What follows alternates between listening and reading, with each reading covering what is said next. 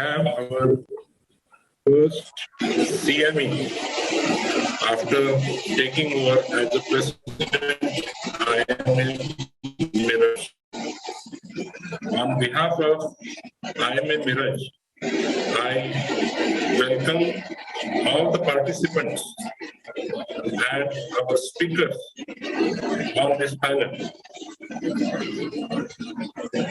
First speaker is Dr. Kapil Patil from Santi. He's a very well-known diabetologist and well-known face in our area.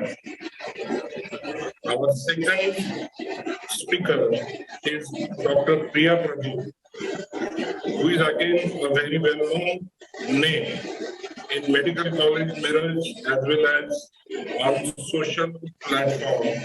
She has written many articles regarding vaccination and COVID on the social media, which are highly appreciated. Our third speaker is Dr. Nathaniel Sase. He is a senior most neurologist from Wallace Hospital, Miraj. He is heading the institute as director of Wallace Hospital, Miraj for last almost 8 years. And he is a very well-known figure in our area. He will be talking about update in migraine management. Our next speaker is Dr. Rahul Gosai. He is a young, dynamic ENT surgeon who is from Ashwini Prasad Hospital, which is recognized for MS ENT program. And the next one is Dr. Ravikant Patil, who is a well-known cardiologist from our area. He will be talking about cardiovascular safety in brain management. Next speaker is our dynamic secretary, Riyaz Mujawar, who is again a well-known cardiologist in our area regarding cardiovascular benefits with inhibitors in T2. I welcome all the speakers as well as the IMA members who are seeing this program. Because of the COVID norms, we cannot meet virtually, but then it is our digital media which is bringing us together. And I assure you, is today's program will be an academic feast to all the members and those who are seeing this program. I also thank Johnson & Johnson for arranging this program and sponsoring this program. And I request our first speaker to start with their topic. Thank you.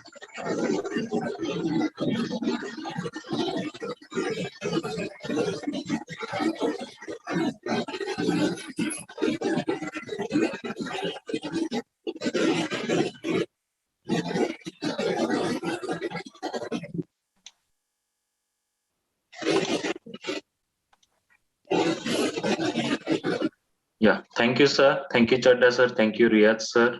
Thank you, IMA Miraj, for inviting me for this lecture. Are you able to see my slides? Hello? Yes, sir. Yes. Okay. Thank you. So my today's topic is about diabesity and the role of SGLT2 inhibitors. So we are going to see about diabesity, but what are the SGLT2 inhibitors? SGLT2 inhibitors are the drugs which act on SGLT2 receptors, and we are going to see how SGLT2 receptors are related to hyperglycemia and type 2 diabetes. So we know that pathophysiology of type 2 diabetes is related to insulin resistance, deficiency in insulin secretion, and increased hepatic glucose production. But there are other 5 causes which are related, which are in pathophysiological defect of type 2 diabetes, namely the impairment of incretin axis. Incretin axis means the GLP-1 and GIP hormone which are impaired. They stimulate the insulin secretion in with a different pathway, so they are impaired. There is impairment of incretin axis. There is increasing glucagon production where alpha cells are not inhibited.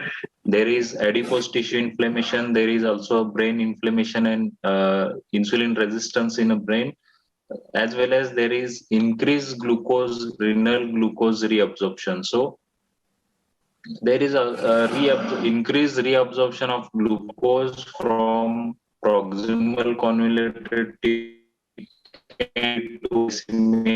diabetes. So SGLT2 receptors, they are related to this. They lead to increased reabsorption of glucose in kidneys in type 2 diabetes. So inhibiting these SGLT2 receptors can lead to decrease in hyperglycemia, increase in glucose excretion from urine, and controlling type 2 diabetes.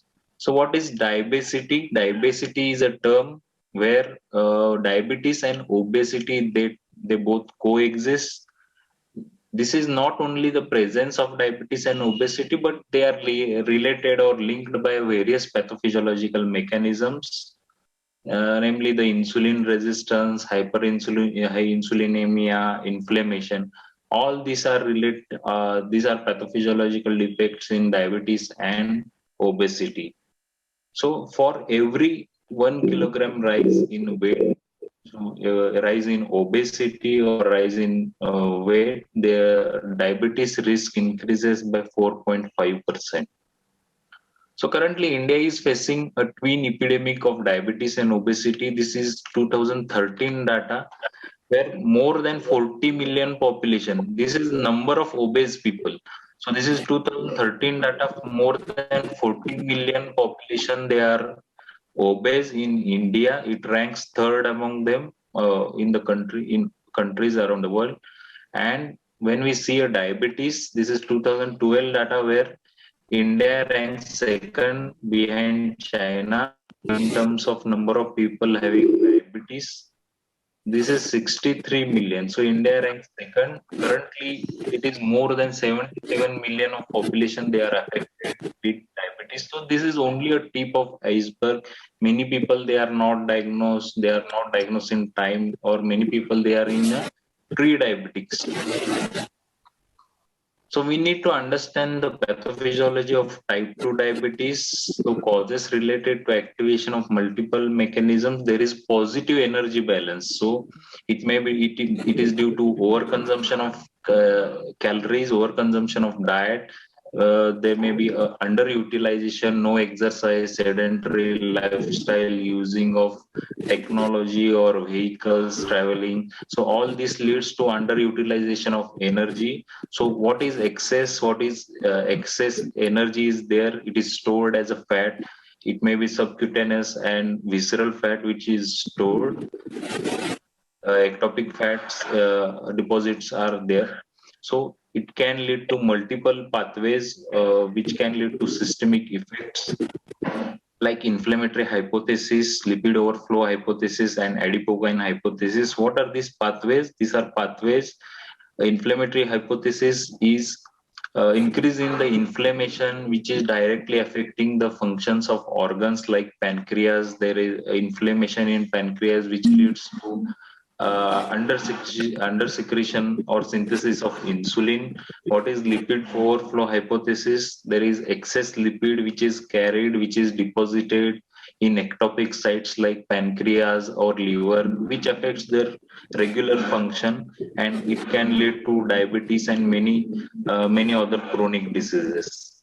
What is adipokine hypothesis? Adipokines are hormones, lipokines. They are secreted from adipose tissue, like interleukins, which is much more talked in COVID era. So these interleukins, tumor necrosis factor, all this can affect the insulin secretion in pancreas, as well as it can have a cardiovascular effect also.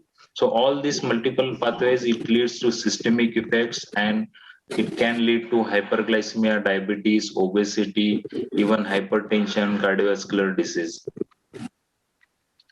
So this is HOPE study, which states that the more the waist circumference or higher the waist circumference, it increases the risk of cardiovascular mortality as well as all-cause mortality. So as the waist circumference it increases, there is high risk of CV death, high risk of getting myocardial infarction, high risk of getting all-cause mortality. This is famous picture which we have seen in many diabetic conferences. The two persons here are Dr. John Woodwick and Dr. C.S. Yagnik from our Pune region. So this is a picture which is presented in many conferences where Yagnik sir has stated that we Indians have same BMI. So these two people have same BMI. BMI is 22.3, but we have thinner limbs, but we are central adipose. Adiposity is there. So there is higher central adiposity, there is higher deposition of fat since our abdominal area or visceral fat, higher is visceral fat is there. So we are more insulin resistance. So even we get diabetes at younger age, we have lower BMI but higher central adiposity. We are more insulin resistance as compared to UK population. Diabetes, it is a big burden. Problem is graver. Every 1 out of type 2 diabetic patient is suffering from diabetes. So we have different BMI levels to categorize obesity, overweight or obesity. When we see these levels, we see that more number of patients are affected with diabetes. They are more affected with inflammation at lower BMI levels as compared to the Western population. So what is the role of SGLT2 inhibitor? We are having this conference with Johnson & Johnson. So their drug is canagliflozin, which is available in 100 milligram and 300 milligram in. And what is the role of SGLT2 inhibitor in diabetes? So we know that they control glycemia, but what are the pleiotropic benefits we get? So these are drug-specific factors for pharmacotherapy of type 2 diabetes. When we compare with traditional or conventional agents like metformin, TZDs, or sulfonylurea, we see weight neutrality with metformin, but with pioglitazone and sulfonylurea, we get weight gain. DPP4 inhibitors, they are neutral weight-wise, but when we see SGLT2 inhibitors and GLP-1 receptor agonists, we get weight loss benefits with these drugs. So these are newer drugs which can cause weight loss. Regarding hypoglycemia, they don't cause hypoglycemia. Low risk of hypoglycemia is there. Regarding CV benefits and renal benefits, we get benefit in terms of reduction of MACE events in when patient is having atherosclerotic cardiovascular disease. There is decrease in risk of heart failure or hospitalization for heart failure. There is renal benefits that are associated with SGLT2 inhibitors. So both these agents, SGLT2 inhibitors and GLP-1 receptor agonists, they have weight loss benefits as well as reducing the future CV risk or CV events. So there are two receptors. I have talked about SGLT2 receptor, which is present in proximal convoluted tubule, but there is also an SGLT1 receptor, which is present in gut, small intestine. So if SGLT1 receptor, it is associated with absorption of glucose from intestine. So if SGLT1 receptor, it is completely inhibited, it can lead to glucose malabsorption. So it needs to be transient inhibition of SGLT1 receptors in gut. So it needs only to transiently inhibit the SGLT1 receptor to avoid acarbose like GI side effects like diarrhea or fullness of abdomen that is related to acarbose. So complete inhibition can lead to this glucose malabsorption effects. And canagliflozin 300 milligram dose, it is more potent inhibitor of SGLT2 receptor than SGLT1 receptor. So SGLT1 receptor transporters, they are present in small intestine. They are responsible for absorption of glucose and galactose from food. In many phase 3 studies, pre-meal administration of canagliflozin provided a greater reduction in postprandial glucose excursion.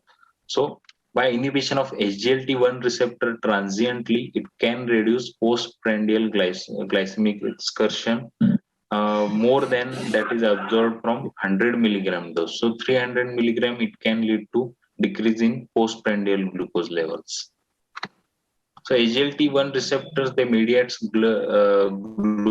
gut glucose absorption. Their primary pathway in intestinal glucose absorption.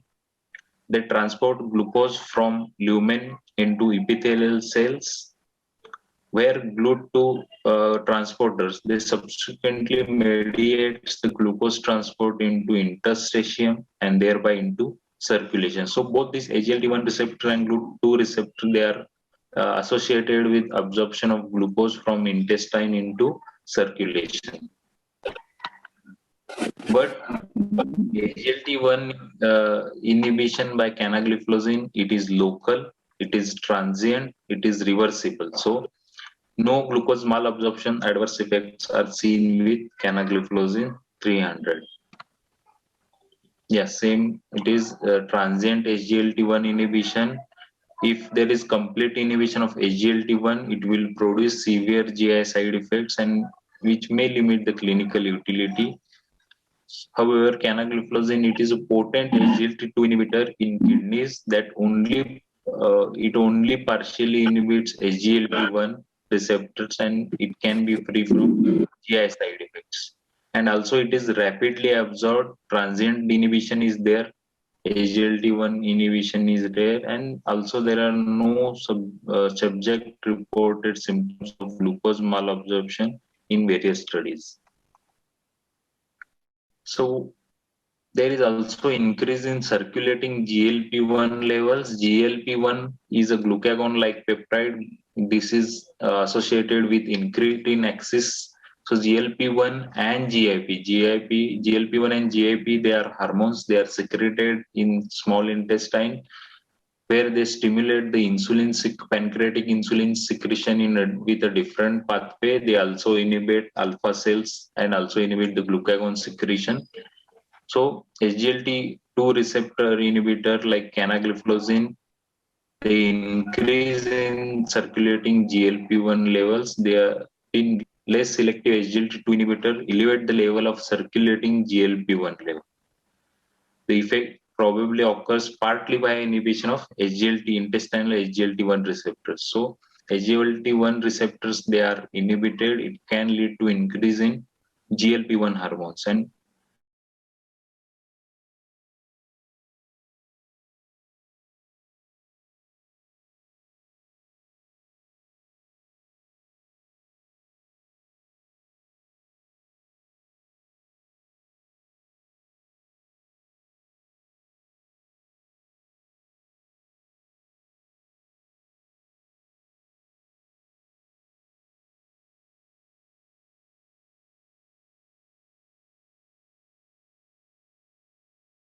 milligram, more than 200 milligram dose. When it is used, there is reduced glycemic peak, there is reduced requirement of insulin. So serum insulin levels are also not higher at that level, and there is increased glucose excretion in urine. So at more than 200 milligram dose, there is more glucose excretion is seen. So canagliflozin has additional mechanisms or additional attributes. There is near maximal reduction in renal threshold for glucose for full 24-hour dosing interval. So there is a reduction of renal threshold of glucose. More and more glucose is excreted. 25% greater 24-hour urine glucose excretion is seen, and there is delayed and smaller postprandial glucose excretion as there is increase in GLP-1 levels. There is inhibition of SGLT1, transient inhibition of SGLT1 receptor is there.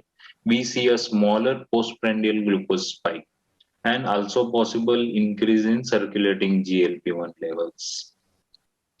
So with SGLT1 inhibition, there is delayed intestinal glucose absorption is seen. Intestinal concentration of canagliflozin 300 are high enough to transiently inhibit the SGLT1 receptors. In healthy subjects, canagliflozin greater reduction in postprandial glucose, reduction in insulin requirement of insulin levels, and that then could be explained by increase in glucose excretion. The study confirmed that treatment with canagliflozin delayed the intestinal glucose absorption during a mixed meal tolerance test. So, canagliflozin, it provides an additional mechanism by which it improves the plasma glucose control. So, not only urine glucose excretion, but also postprandial reduced postprandial spike is seen with use of canagliflozin 300.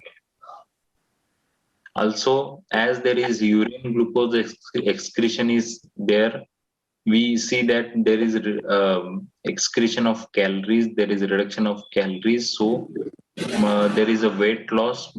So this is slide about showing that there is approximately 9 kgs weight loss, 25% show approximately 9 kg mean body weight loss. So loss of calorie, it leads to weight loss. So when we see an impact on body fat with use of canagliflozin, first few days when we start a canagliflozin, we get a volume reduction as there is glycosuria, and after that we see a greater reduction of both subcutaneous and visceral fat. So visceral fat, it is more reduced as compared to subcutaneous fat. When we see HbA1c efficacy, lowering efficacy, and we compare with other drugs, we see when we compare with liraglutide, it is a significant HbA1c reduction which is seen when we compare with other drugs as well as liraglutide. Regarding body weight, it provides a weight loss equivalent to or better than GLP-1 receptor agonists.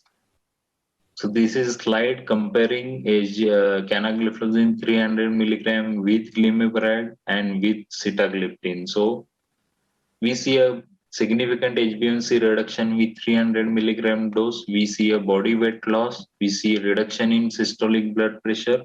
And when compared regarding tolerability, it is tolerable, similar hypoglycemia as compared to sitagliptin, and as compared to glimepiride, there is reduced risk of hypoglycemia. So when we compare with two weight loss drugs like liraglutide and SGLT2 inhibitor, HbA1c reduction, they are with liraglutide, they are statistically superior as compared to SGLT2 inhibitors, with exception of comparison between liraglutide 1.2 mg and canagliflozin 300 mg. While weight reduction, liraglutide generally appears statistically comparable, but canagliflozin has an upper hand. It has statistically superior weight loss as compared to liraglutide 1.2 mg. The main problem associated with SGLT2 inhibitor is when there is increased excretion of glucose in urine, we can get a genital mycotic infections, increased fungal infections, increased UTI. So when we compare 300 mg dose even with 100 mg dose, there is no significant increase in genitourinary infections, both in overall population as well as in Indian subgroup. Yeah, same. 300 mg dose was not associated with increased risk or increased risk of adverse event as compared to 100 mg of canagliflozin. So when we see a adherence rate and when we compare to other oral drugs like sitagliptin and other weight loss drug like weight loss antidiabetic drug like GLP-1 receptor agonist, canagliflozin is superior regarding the adherence rate at 1 month, 6 month, and 12-month period. With liraglutide, as you know, it is expensive drug and it is injectable drug, non-insulin injectable drug is there, liraglutide. So the adherence is, it may be due to injection therapy, adherence is less with liraglutide, but when we compare with sitagliptin, when we compare with the oral drug, canagliflozin, adherence rate is superior as compared to sitagliptin. So when we compare with GLP-1 receptor agonist patients on canagliflozin, there is significant lower body weight when we compare with GLP-1 receptor agonist after a 6-month and 9-month period, and more number of patients they are more likely to achieve weight loss of more than 5% as compared to GLP-1 receptor agonists. And even there is faster achievements of HbA1c and weight loss targets. The median time to achieve HbA1c less than 8% was 0.7 months shorter for canagliflozin as compared to GLP-1 receptor agonist, and median time to achieve weight loss of more than 5%, also short, 1.4 months shorter when we compare with GLP-1 receptor agonist. Canagliflozin, it was achieved in 19.7 months, while GLP-1 receptor agonist, it was achieved in 21.1 months. So faster achievements of HbA1c target as well as a 5% or more than 5% of weight loss was with canagliflozin 300 milligram.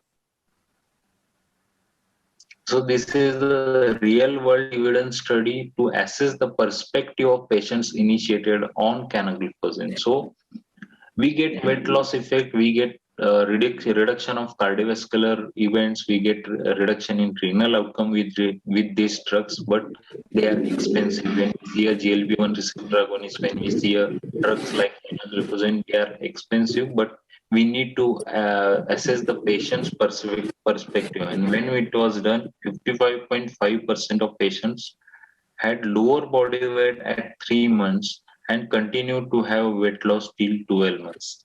And more number of patients were satisfied with their body weight and with use of canagliflozin. So Credence trial was a renal outcome study where the Credence was done for study of renal outcomes in a diabetic patients who were given canagliflozin. After that renal outcome study, after the results, the outcome of study, US FDA approved that canagliflozin to treat diabetic kidney disease and reduce the risk of hospitalization for heart failure in patients having both type 2 diabetes and diabetic kidney disease. So canagliflozin Invokana, it is indicated as an adjunct to diet and exercise to improve glycemic control in adults with type 2 diabetes. It is also indicated to reduce the risk of major adverse cardiovascular events, cardiovascular death, non-fatal MI, non-fatal stroke in adults with type 2 diabetes and established cardiovascular disease. So to reduce the risk of end-stage renal disease, doubling of serum creatinine, cardiovascular death, and hospitalization for heart failure in adults with type 2 diabetes and diabetic nephropathy with albuminuria levels more than 300 milligram per day. The only other thing that we need to watch while giving canagliflozin is eGFR levels. If eGFR levels are equal to or more than 60, then 100 milligram dose once daily taken before first meal of day can be given to patient, and it can be increased to 300 milligram once daily for additional glycemic control. But if eGFR is in between 45 to less than 60 or 30 to less than 45, 100 milligram dose once daily can be given when EGFR decreases, there is decrease in filtration, so will be decrease in renal, there will be decrease in efficacy of the drugs. But in patients having 30 to 45 EGFR, and if patient is having albuminuria more than 300 milligram per day, it is particularly useful, as according to Credence trial, it is useful to uh, further risk of renal events. And if patient is on dialysis, it is completely contraindicated. So these drugs, they are not only reducing glycemia, not only reducing weight, blood pressure, but they are uh, having very good results in terms of reducing the cardiovascular mortality, in terms of having a risk for hospitalization for heart failure, in terms of reducing future renal outcomes. Thanks for patient attention. Thank you, sir. Over to Chadda, sir. Thank you, Dr. Kapil, for your excellent presentation, giving us a fair idea about the options as well as the advantages and disadvantages this SGLT2 drug. If there are any questions, they are welcome.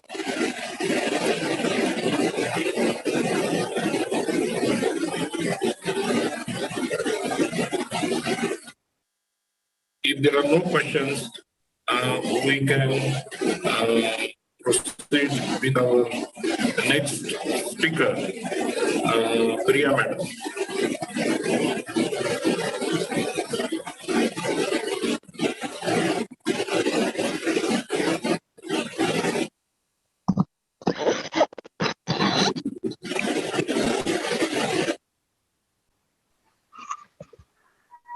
Chadda, sir, Priya madam may be disconnected, maybe because of the internet issue.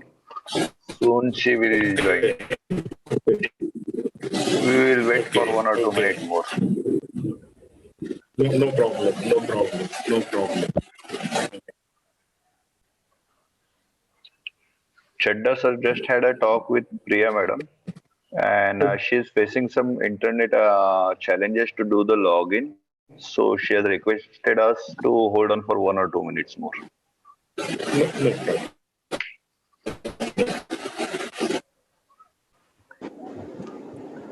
Good morning, sir. Good morning. I will just upload the screen.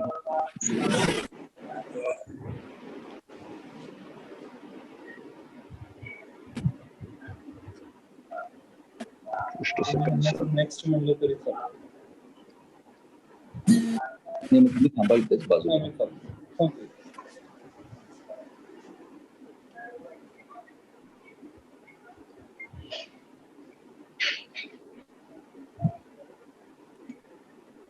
Yes, I hope my screen is visible. Yes.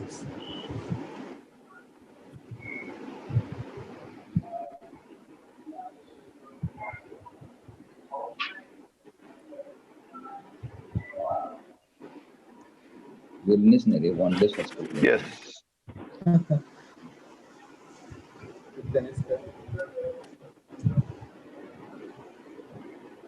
Sir full screen करा. एक second.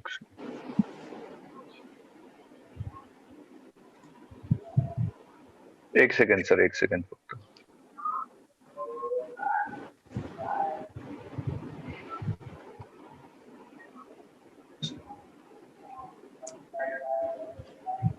मी असा बसू तुम्हाला जसं comfortable होतं. Otherwise I won't be seen. ती खुर्ची करेल.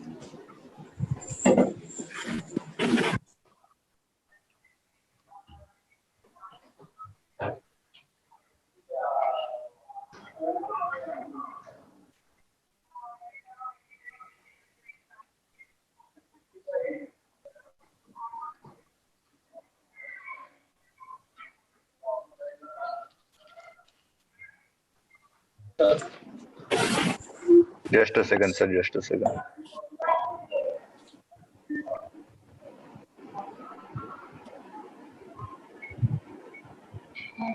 Screen sharing एक second sir.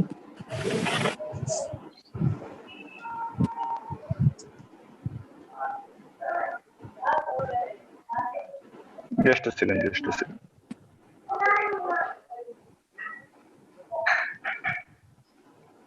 Yes, I think so. The screen is visible. I hope my screen is visible. एक second.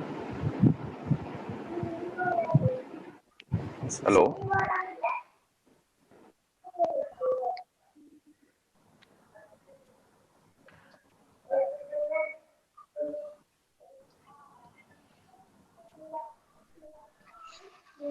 Hello?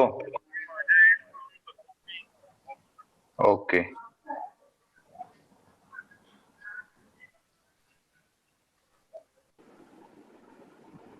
Sir me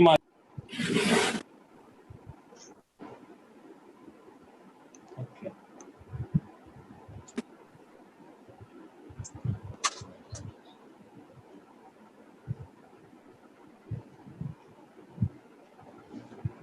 Yes. So visible, sir? Yes, Nilesh. Yes. So you can start. Okay.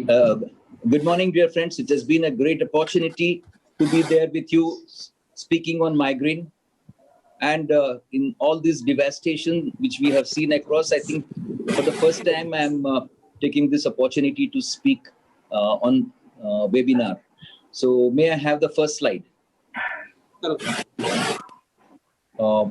My topic is about migraine, which is part of the headache spectrum which we see in our clinical practice. Migraine is often seen as a pounding, beating headache that is mainly unilateral. The prevalence of migraine is, as per the gender classification, 18% in women and 6% in men. Age prevalence of migraine is about 10% in adult and 10% in children. What we have commonly seen in our spectrum is the maximum prevalence is between the age group of 25 to 55 years. It has been found that it is one of the commonest disorders, and it is the third commonest disorder in the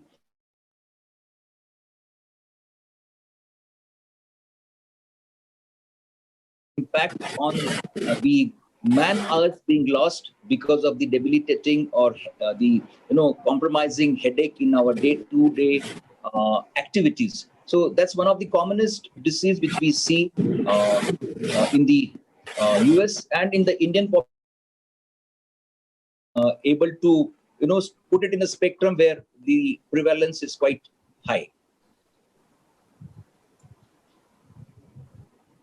Many patients who go as undiagnosed patients, and many times they have been diagnosed, misdiagnosed as sinus headaches, and they end up with different doctors from general practitioner to ENT surgeons and having been sent for the sinus CT scan and so on and so forth. So many investigations are being done without getting into the details of the kind of a headache. It's a clinical disorder which is characterized by periodic attacks of unilateral throbbing and acute headaches, which may be preceded by the aura, which may be visual, sensory, or speech disturbances. Sometimes it may be associated and accompanied with nausea and vomiting. There are two types of migraine attacks. One is a classic migraine and the second one is a common migraine. Both classic migraine attacks is a relative shortage of oxygen, which may manifest itself locally in the form of a hypoxic loci. That's called as cerebral hypoxia, and it may be evident as we discuss further about the pathophysiology of that. The cerebral hypoxia is one of the reasons for the headaches.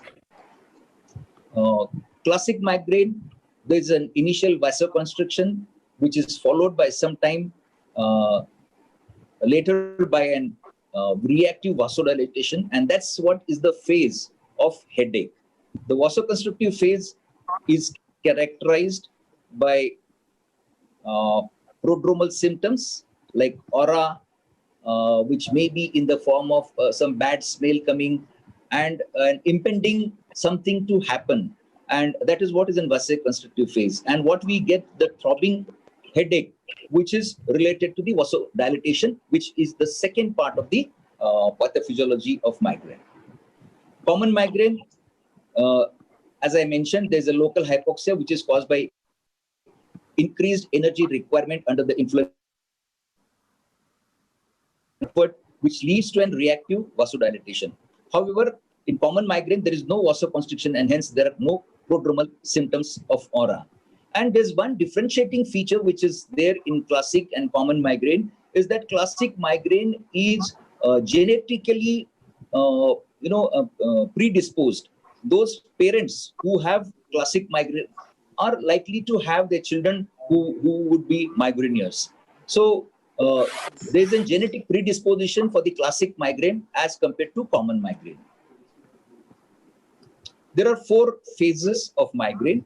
The first being the prodrome, second being the aura, third headache, and the fourth phase is recovery, that is postdrome. Prodrome, this is a pre-headache phase which is characterized by non-specific symptoms like tiredness, yawning, mood disorders, muscular pain, craving for food, especially for the sweets, and then cognitive disruption. Aura is seen only in 10% of the migraine sufferers, and this is a very classic thing of the classic migraine. And as I said, there's a genetical predisposition for this aura in classic migraine. Symptoms typically last to about 1 hour.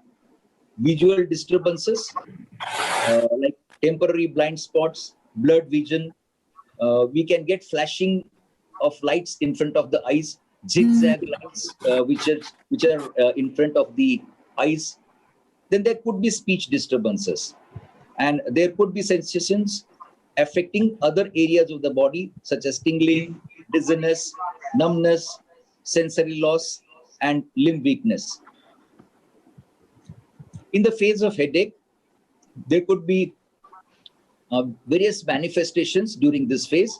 A headache is the most prominent feature, which is usually throbbing, unilateral, aggravated by activity, moderate to severe, very severe in intensity.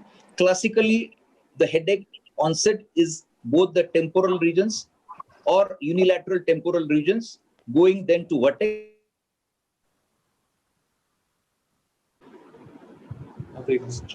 Am I audible, all of you? Yes, sir. Very much audible, and the screen is also visible, sir. Please continue. Then the last phase is recovery. That's called as postdrome. The final post-headache phase is characterized by lingering symptoms, much like hangover without headache. There could be gastrointestinal symptoms like a sick, uneasy stomach and food intolerance, decreased concentration and occasional cognitive difficulties. There could be sore muscles and overall sense of fatigue.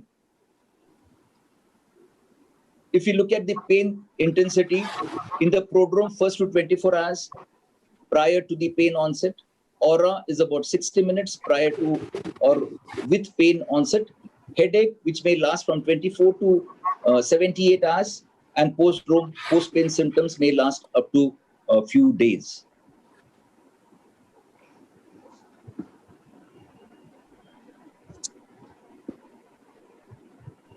The prodrome precedes by 24 hours, like euphoria, irritability, sensation changes, local weakness, physical symptoms. The aura, visual, sensory, motor, may be vomiting, abnormal sensations, and resolves within 60 minutes.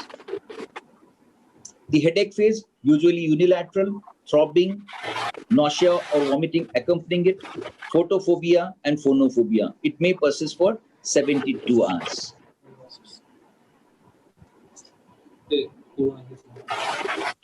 The last is the prodrome, postdrome, after attack, which can last hours to days after the headache head onset, exhaustion, extreme happiness, neurologic symptoms may be there, and it will be a vascular result.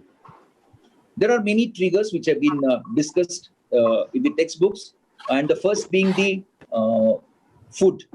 It is commonly observed in patients who have Chinese meal, Chinese food which contains monosodium glutamate, which is said as Ajinomoto, and is commonly used in the Chinese foodstuffs, is one of the commonest triggers for migraine attacks.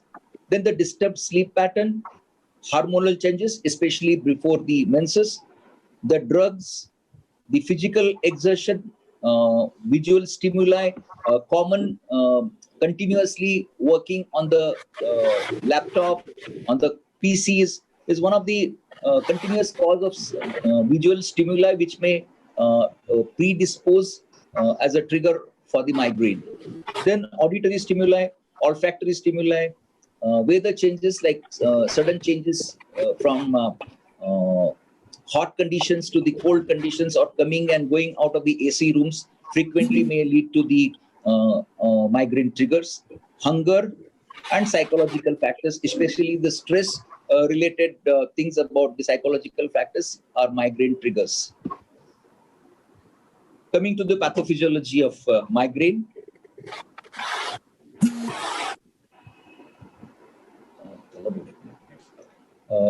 The evolving pathophysiology is very unclear. Many theories have been proposed with regards to the main mechanisms involved in this clinical condition. It has been hypothesized that migraine could also be considered as channelopathy. Genetic mutations led to defective sodium and calcium channels, which are linked to migraine. Widely used drugs for migraine prevention work by inhibiting the function of one of these ion channels, that the sodium channel and the calcium channel. And we have seen that calcium channel blockers are useful in the prevention of the attacks, and it has been used for the prophylaxis of migraine. Vascular theory, we have a cortical spreading depression theory, neurovascular theory, and channelopathy. Cortical spreading depression usually explains the aura, which is most commonly seen in the patients of the classic migraine, and it is one of the pathophysiology which is proposed for the explanation of the aura and the following headache in migraine. Coming to cortical spreading depression therapy theory, is a short-lasting wave of depolarization, that is excitation, followed by prolonged neuronal depression. Cortical spreading depression theory is due to the dysfunction of calcium and potassium or sodium channels. This is probably a genetic predisposition. CSD starts from behind and travels forward at 2 to 3 millimeters per minute. These changes are associated with metabolic changes in nerve cells and reduction in the regional blood flow. And what we see, which are the manifestations of the aura, are related to the CSD.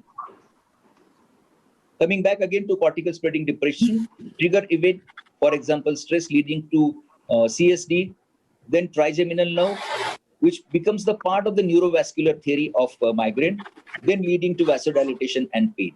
The same cortical spreading depression leads to surface cortex, inferior subcortex, leading to aura in patients with classic migraine, and no aura apparent in the common migraine.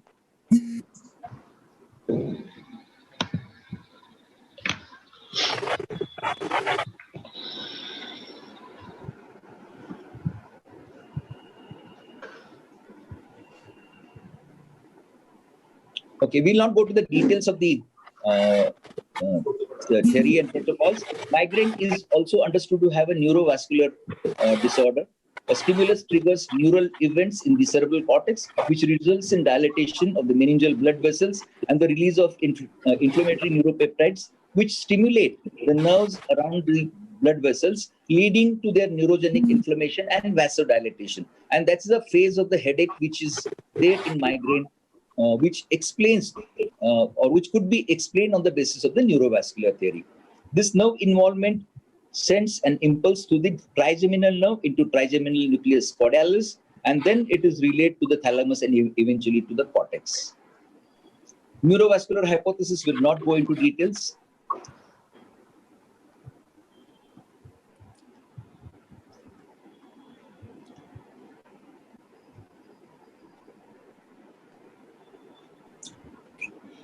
Coming to the migraine and role of the channelopathies, calcium and sodium mainly is a channelopathy involving sodium and calcium ion channels.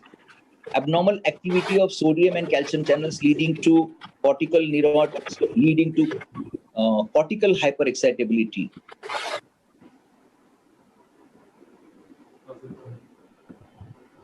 Then, as I have mentioned earlier, trigeminal neurons excitation leads to the trigeminal neuron hyperexcitability, leading to peripheral and central sensitization. Coming to the clinical aspects of migraine, age and sex, mainly around the age of puberty, you can start getting migraine. Occasional cases may come as late as 40 years of age.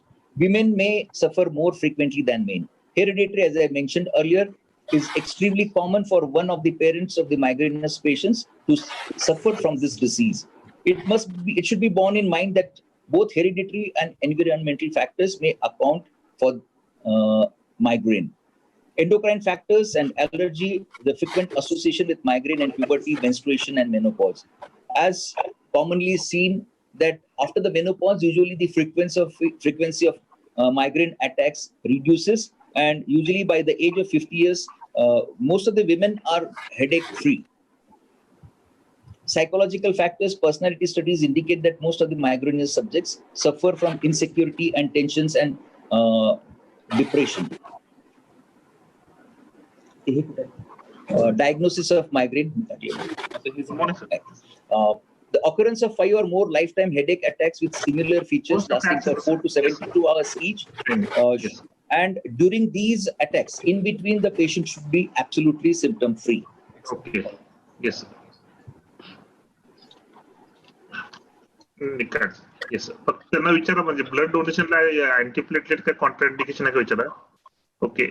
Some of the accompaniments of the headaches is nausea in 87% patient, photophobia, lightheadedness, tenderness, vomiting, visual disturbances, paresthesia, vertigo, photophobia, alteration of consciousness, diarrhea, fortification spectra like flashing of the lights or zigzag lines in front of the eyes, syncope, seizure, and confusional state.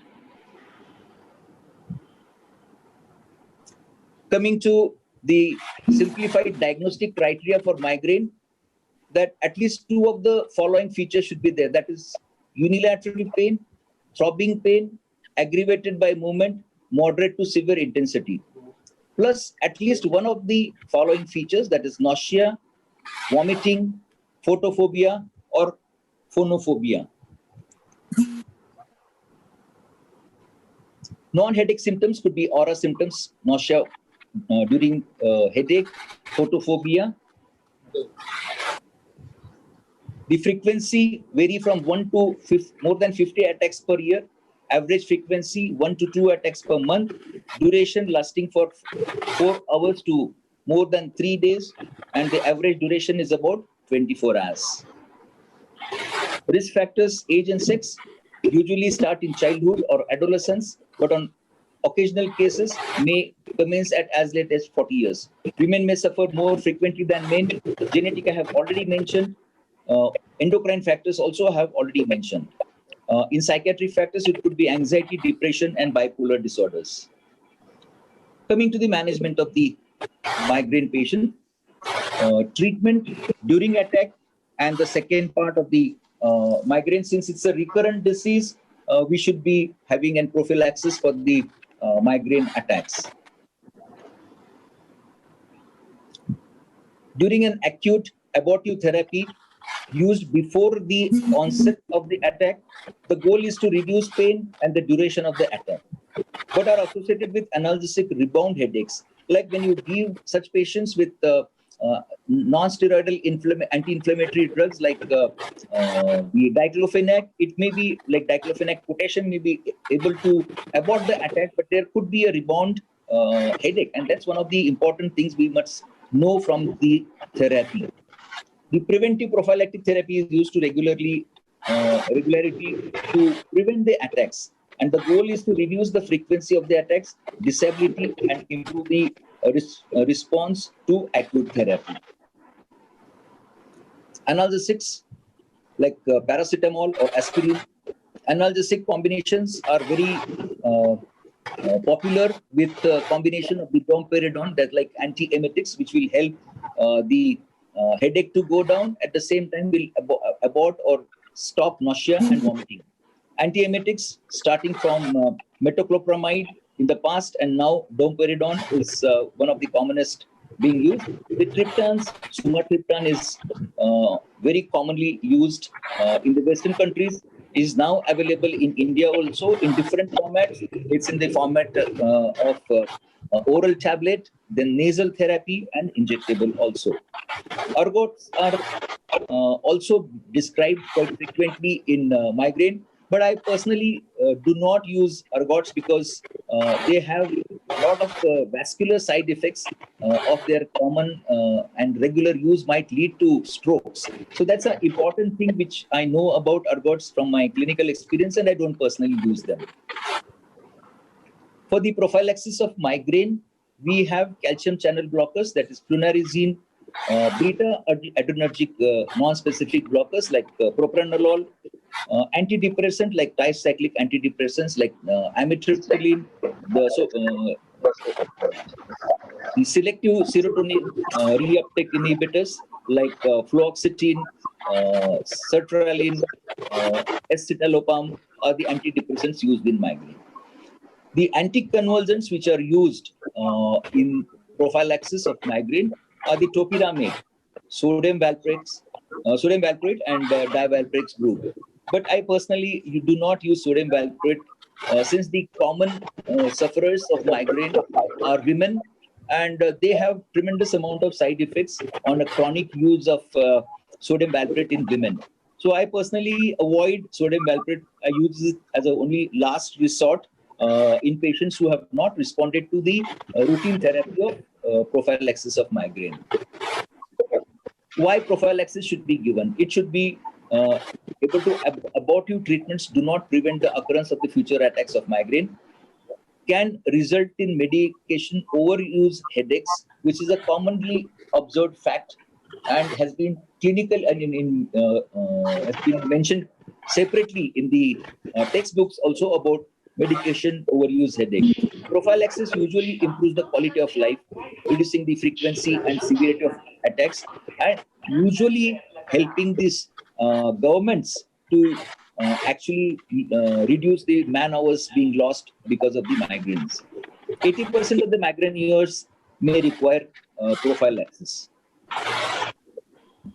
Migraine, as I mentioned earlier, places a heavy economic burden on both the individual and the society and the country. It is also known as, it's known that migraine is a risk factor for ischemic stroke in young women with migraine with aura, which is in the past was described as hemiplegic migraine. Also, we have recently seen some reports that some individuals, those experience migraine with and without aura, may be at a high risk of subclinical lesions, which may certainly affect certain areas of the brain. Cerebral white matter lesions, WML, are common finding in cerebral MRI scans. Flunarizine is a specific drug which has been mentioned as a channel used in the sodium and calcium channel blockers. I personally would not refer to it as a continuous regular. It has to be used in a very selective group of patients because there are definite side effects which are related to it, where we cannot use it. One is the weight gain, second is the increase in the appetite, and the third is the sedation. But there are a small group of patients who do not respond to other prophylaxis, may respond well to Sibelium.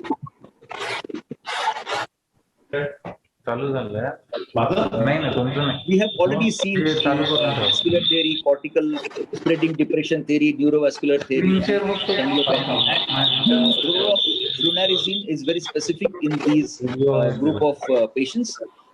Cerebral hypoxia, reactive vasoconstriction, cerebral vessels, and migraine attack could be prevented by chronic use of flunarizine, which is a calcium channel blocker.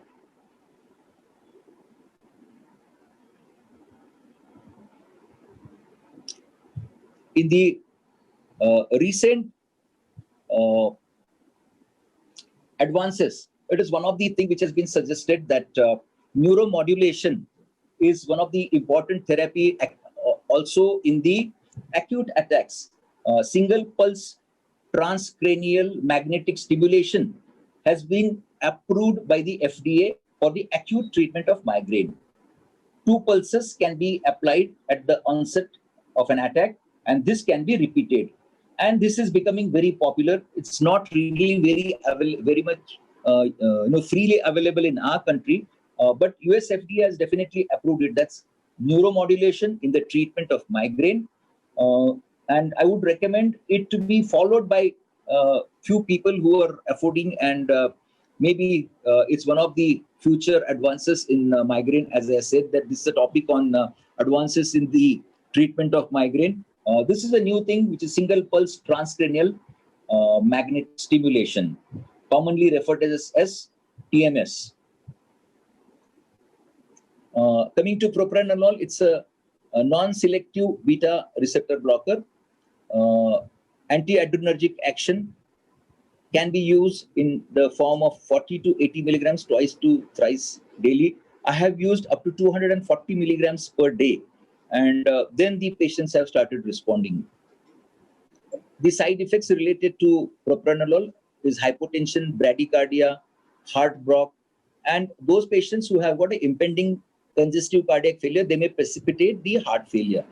Other thing is that it cannot be used in the patients who are diabetic because it blocks the signs of hypoglycemia. Other side effects are on a long-term use of propranolol, they may alter the lipid profile of the patient. Plasma triglycerides and cholesterol tend to increase. They may cause alopecia, male impotence, GI upset, and as I said earlier, there's a contraindication in congestive heart failure in patients of asthma and diabetes.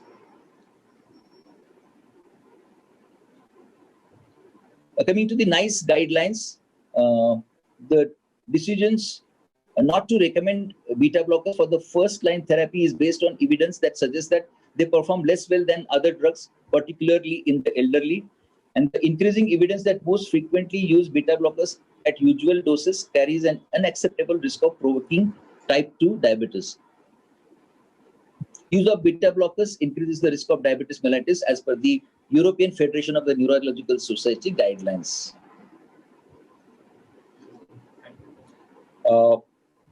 As I said, common disorder like migraine is one of the third commonest disorder in the neurological disorders.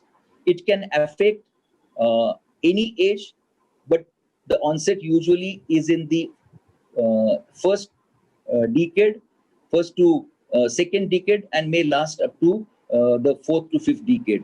Women suffer the most, and the impact of the headaches, especially in the educated community, those who are working community, is tremendous, leading to many man hours being lost because of the headache. And if few investigations are required, I think one should not be worried of doing investigations, basically because we need to rule out certain important and difficult diseases which we actually should address at the beginning, like space occupying lesions, are to be ruled out even before we put a stamp of migraine on the patients. Thank you very much for this opportunity, and we may be available for question and answer sessions at the end of the session. Thank you very much.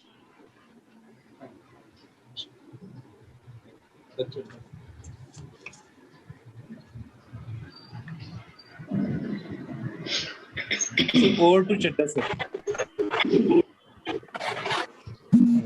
Thank you, Nathaniel sir, for giving an excellent talk regarding migraine management. And I'm sure it must have helped a lot of viewers and clear many of their doubts regarding migraine management. Thank you. May I proceed to the next speaker? Madam, I think Madam I can see on the screen. So, Priya Madam, can you go ahead with your topic dealing with vaccine hesitancy in healthcare workers? Because this is a very, very important issue society is facing nowadays. Yes, thank you, sir. Am I audible? Yes, Madam. Okay, so in the beginning, I would like to thank IMA Miraj as well as Johnson & Johnson to include a topic on prevention in this CME, because all of us know that without prevention, it will be very difficult to control this pandemic. So prevention has to be given equal importance, especially in these days of pandemic. So the today's topic I have chosen is dealing with vaccine hesitancy in healthcare workers because I feel that this is a very important topic. There are many reasons for this. One, it is very important at individual levels for the healthcare workers as well as for community level. The today's session will be helpful for you for decision making, as well as it will help you for promoting others also, and it will also help you for peer and patient counseling with understanding, because this is what the situation is. It was in it is the data from April 19th, but only 37% of 3 crores healthcare and frontline workers were fully vaccinated. As you can see, this is a very small number as such, and even after next 2-3 months, I don't think that we must have crossed the 50% line. So many of the healthcare workers as well as frontline workers are yet to be vaccinated. So, unlike other medications, vaccines work at both levels, that is at individual level and at community level. A vaccinated person keeps themselves and the society safe, and it is vice versa. That means if a person is not vaccinated, he will be a risk for himself as well as for the society. And no disease in history was controlled without vaccination. So if there are many people who believe that natural infection and seropositivity rates will help them to stay protected, but it has not shown in history. So we don't have any support for this. So vaccination is the key. So we have to work on the people who are yet to decide on vaccination. So what is the importance of vaccination in COVID? COVID is a novel disease, and still we do not have any curative drug. This is very important. Then pandemic control is possible with vaccination, and we have seen many countries with high level of coverage. Their rates have come down, so it can be done. Protecting health system by reducing serious cases is possible with vaccination, because current vaccines protect from serious disease as well as from death. So overburdening of the system can be prevented. As cases will come down, there will be less chance of mutation and lesser chance that we have to start all over again. So this is a very serious threat as such. If any mutation gets immune escape, then we will be at the square one, and we again will have to find a new vaccine, and all this system will have to work again. So lesser cases, no lockdowns, and it will protect the economy. So all these are the benefits. Then what is the situation of COVID as such? As you can see that world is now touching 20 crore cases, nearly 1/6 of it are in India, and nearly 1/6 of those cases are in Maharashtra. So we are having very high caseload as such.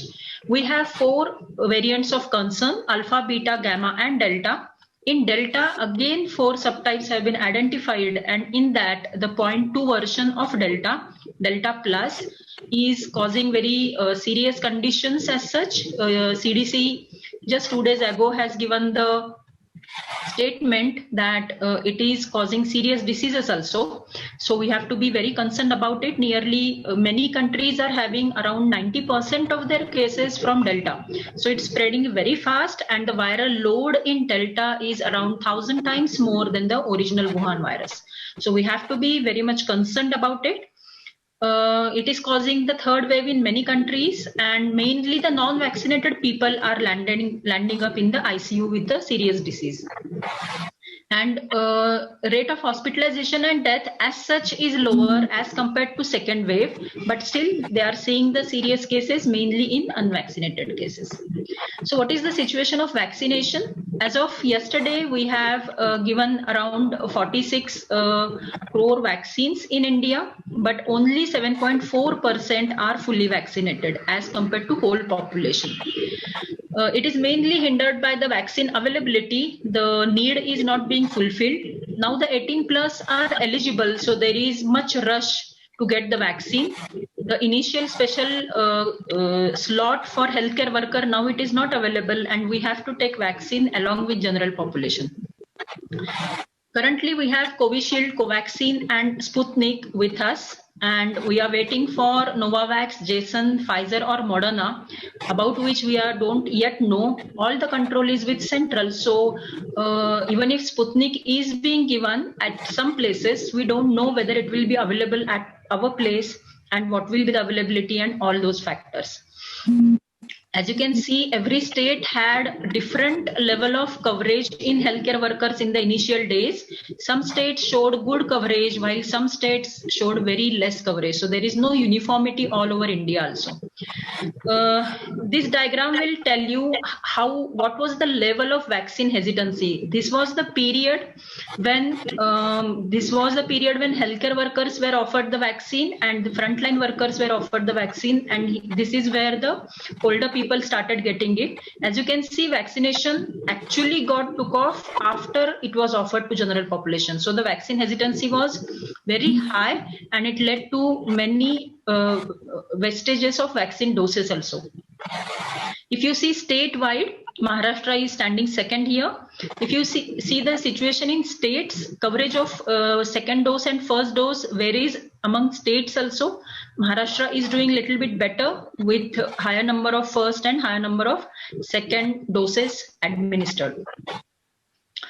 If you compare it for some other country, you can see the way the high-risk group was covered. See the speed at which it was covered in the beginning. We cannot achieve this speed in India for any age groups, and especially for healthcare workers. As you have seen that it was very flat curve in the beginning. So we have to work on this yet. So what is the situation of pandemics as such? I am talking in multiples here because we are dealing with not single pandemic, but it is dual pandemic. We are also fighting with infodemic. An infodemic refers to an excess information, some correct and some not, which arises during a disease outbreak. It spreads across populations in a similar manner as a disease outbreak via digital and physical information systems, making it difficult for people to access reliable information when they need it, and it causes confusions. And medical fraternity and healthcare workers are not immune to this. We all have seen many WhatsApp forwards. I can mention the forward by the Nobel laureate who said that vaccines in 2 years people will die, or the forward which said that RT-PCR test is not good. This is what WHO said. All these were false forwards. But because there was a reliable source involved, so people felt, even doctors felt, that it was true. So we have to learn to discriminate between true and false information, and it is a very important survival skill for us as well as for our children. So what is vaccine hesitancy as such? It refers to the delay in acceptance or refusal of vaccines despite availability of vaccine services. And vaccine hesitant individuals may refuse some vaccines but agree to others, delay vaccines or accept vaccines but are unsure in doing so. And it is pervasive, it is misinformed, it is contagious, and it is not limited to COVID-19 vaccination. Why I am saying this? Because WHO has identified vaccine hesitancy as one of the 10 most important threats to global health in 2019. So unless we work on this, the future of health will be very problematic, because the anti-vaxxers group is increasing in every country. So, and this is not new. As you can see, this is from a smallpox vaccination drive. This is from a paper which they have identified the reasons for where the smallpox vaccine was opposed. The reasons given, as you can see, some reasons are even given for COVID-19 vaccination. For example, still people feel that vaccination is ineffective, vaccination is not safe. There are some religious or philosophical concerns like natural infection is better than vaccine, or there is compulsory resistance to compulsory vaccination. And mainly the principles are not well understood because some are new vaccines in COVID-19. So this is a regular common phenomena which happens with every new vaccine, and we have to accept it and find ways to deal with it. Now, why hesitancy in healthcare workers is more important? Healthcare workers are at higher risk of exposure. Obviously, then they are at higher risk of death. We all know that many of the healthcare workers, especially doctors, have many comorbidities because of their sedentary lifestyles as such and stress in the work. So we have to be very careful. Similarly, doctors are, or healthcare workers are, role models for others. So people follow you. Whatever you do will be followed by the people, and they trust their advice. If a doctor says don't take vaccine, they won't take. If a doctor says it's good to take vaccine, they will take. So you could promote others also. And mainly because you are the link from patients to community, it is for safety of your family, as well as when healthcare workers are vaccinated, the health workforce will keep working during pandemics and there won't be collapse. So these are many important reasons for which we have to deal with the hesitancy in healthcare workers. So it is prevalent all over the world. It's not specific for India, but you can see the differences in branch-wise, specialty-wise, cadre-wise, pathy-wise, political affiliation-wise, education-wise, and workplace-wise. When I say education-wise, you can see about your staff also. Probably the staff which is class 4 or support staff, they might have denied the vaccination also. So as they are less educated, they have more fear, and we have to deal with that. Also, initially there was limitation to take vaccine for lactation and pregnancy. So many healthcare workers were facing the problems, but now it is being offered for lactating and pregnant healthcare workers. So probably they will want to take it and want some assurance from you about the safety of the vaccines. So if there is much hesitancy, what will be the problems? It may lead to delay in pandemic control, and the current problems will go on and on and on for many years to come. May lead to vaccine wastage, which will be very unfortunate, and risk of new variants will remain very high. And this is most important reason. As well as when the healthcare worker is not vaccinated, it may affect the quality of patient care, because the healthcare worker will be little bit afraid to be in with the patient. It may backfire also. Sometimes if the healthcare worker has taken the vaccine, he may land up in complacency and he may be taking some risk and again land up in some problems. So we have to balance it, and even if we take the vaccine, we have to go on taking all the care necessary as well as promote others to take vaccine. Chadda sir has said that I am active on social media. So in social media, I had an encounter with an anti-vaxxer. Some of you might have seen my interaction on my wall. So that female said that मला family डॉक्टरने सांगितलंय की Covishield घ्यायचं नाही आणि त्यांची practice आज कमीत कमी 45 वर्षाची आहे. My opinion is, as per my family doctor who knows me since I am born, and he will never ever give me any wrong advice. As per my doctor who is 70 plus, waiting for appropriate medication is prudent and I trust him fully.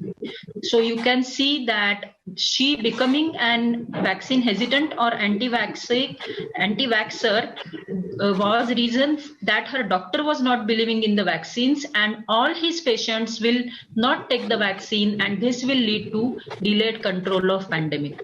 So I urge everyone to discuss their issues with concerned people and try to find out ways to how to deal with vaccine hesitancy. So as you have seen that doctors can be influencer, you can be influencer, and let's see what can be done about it. So the continuum of vaccine acceptance has a large group of vaccine acceptors as well as large group of vaccine hesitant. Many people are cautious acceptors, many have vaccination doubts, and some are selective vaccinators or late vaccinators. This group can be converted into acceptors if we take efforts for that. These are people who are on the borderline, and we have to deal with these people. Less than 2% people just refuse all the vaccines, and those cannot be converted. So we need not waste our time on them, but we can focus on the people who are having just doubts about vaccination. So what are the reasons for vaccine hesitancy as such? Traditionally, 3 reasons were identified, but I feel that these 5 reasons are most important, and these are 5 C's. One is confidence, second is complacency, third one is convenience or constraints, then calculation of risk, and collective responsibility. So what does these mean? You can just think about the reasons where you have discussed with your friends, or if you know some vaccine hesitator, so you will identify which reason that person had. So first one, confidence, means people do not have information or confidence about the safety of the vaccine or efficacy of the vaccine, and they want better, or they do not trust the system of delivery as such, or many times they do not trust the policymakers' intention. For doctors, the first point was very important because initially doctors mainly were not very much sure about the safety, but now after I think crores of people have taken the vaccine all over the world, now we can say that the vaccine are safer. The complacency means when the person feels that the perceived risk of vaccine preventable diseases is low. And here is the reason when there are WhatsApp forwards which say that the mortality rate of the COVID is so low and why we should take the vaccine. Please remember, the vaccine is mainly for control of pandemic, without which we cannot dream of a normal life. So even if mortality risk as such overall is less, we are supposed to take vaccines for whole of the population. Now some constraints could be there, like availability of the vaccine, or psychological barriers, fear of injections, or some structural barriers like the center being at a remote place. All these kind of things could be there. One more important point is risk calculation. We are not very good at understanding the risk and comparing the risk. So when a deliberate comparison of the risk of infection and vaccination is done, some people may feel that the risk of vaccination is high, whereas it is actually higher for the disease. Whereas sometimes they wrongly perceive the higher risk for vaccination. So the rare events, which are actually rare and occur in 1 in million cases, but still only those factors are being focused on. And the last point which everyone should keep in mind is collective responsibility. Those who understand that they can protect others with their own vaccination through population immunity, and those understand that their vaccination has a role or can benefit our nation also, those are very willing to assess the risk properly or take the risk and take the vaccine also. So these 5 reasons are very important, and when you can identify the reason in the person, it will be easier to deal with it with correct information. So why there is so much COVID vaccine hesitancy, especially in healthcare workers? The first point is for the first time in history, there were multiple vaccines available at the same time, and every vaccine had different numbers. Some were 90%, some showed 72%, such kind of things. And everyone was like they need to choose the vaccine, which was not possible because of availability or the policies of the nation. The vaccines were using newer technologies, so they were not sure what could be the long-term effects of that, as well as sometimes they got confused, because I have seen many doctors thinking that Covishield is an mRNA vaccine, whereas it is a viral vector-based vaccine. So newer technologies lead to confusions. Similarly, the emergency use of authorization. These words again caused panic amongst healthcare workers, because they felt that because it is emergency use authorization, it must be not foolproof. Foolproof safety might not be taken into consideration. But all 3 phases were done for majority of the vaccines except say Sputnik as well as Covaxin, but Covaxin now has completed the 3rd phase, so their safety is established. The accelerated availability within less than 1 year again led to many conspiracy theories, but it has happened because of overlapping of the phases. No long-term safety data because of the pandemic situation. It was main concern for the doctors, but now after after vaccination, we are more than 6 to 8 months in vaccination, so enough long-term data is now available. Rare side effects are now, we know them and we can quantify the risk for them. There was loads of misinformation and conspiracy theories, and mainly because the vaccination started with healthcare workers, they felt that whether they are being tested upon and whether they will be guinea pig for new vaccines. So these were the main reasons for healthcare workers, but now I think is the time when we have to move ahead of that. So I would like to focus more on how to assess risk. We all know there are many adverse events following immunization. Some are common and some are rare but serious. So in risk analysis, we have to always compare the risk with other events. As you can see, this is the harm due to vaccine side effects that for a young and for an elderly person, which you can see is less than risk of dying due to any accident of injury. It is 10 times more for that in life. As well as dying on the road accident is again nearly 4 times more than having some risk of death due to vaccine. But we do these activities very commonly. We never think of these activities in terms of risk, because these are day-to-day activities. So just because we do not think about it, still the risk is there. So while assessing whether a person should take vaccine or not, you can convince them by telling them about the risk involved in various life events. One of the objections for many vaccines, or mainly the Covishield vaccine, which is mainly available in India, is that many countries have stopped its use mainly for young population, and why we should take this vaccine in India. Please remember, every country has to do the risk-benefit analysis, and these 3 photographs I am going to show you will tell you how that is done. In countries where the low risk exposure is there, low risk of exposure is there you can see that the vaccine related risk is more as compared to the natural infection related risk for younger population. But as the risk of infection increases, as you can see, then the infection related risk increases for all stages of life. So this is where India is. We have very high exposure risk, especially doctors have very high exposure risk, and in high exposure risk, we have to think about this risk, compare this and consider that the risk of disease is more important, more as compared to risk in the vaccination. And that's why we are continuing with the vaccination, even though there is some inherent risk about adverse events.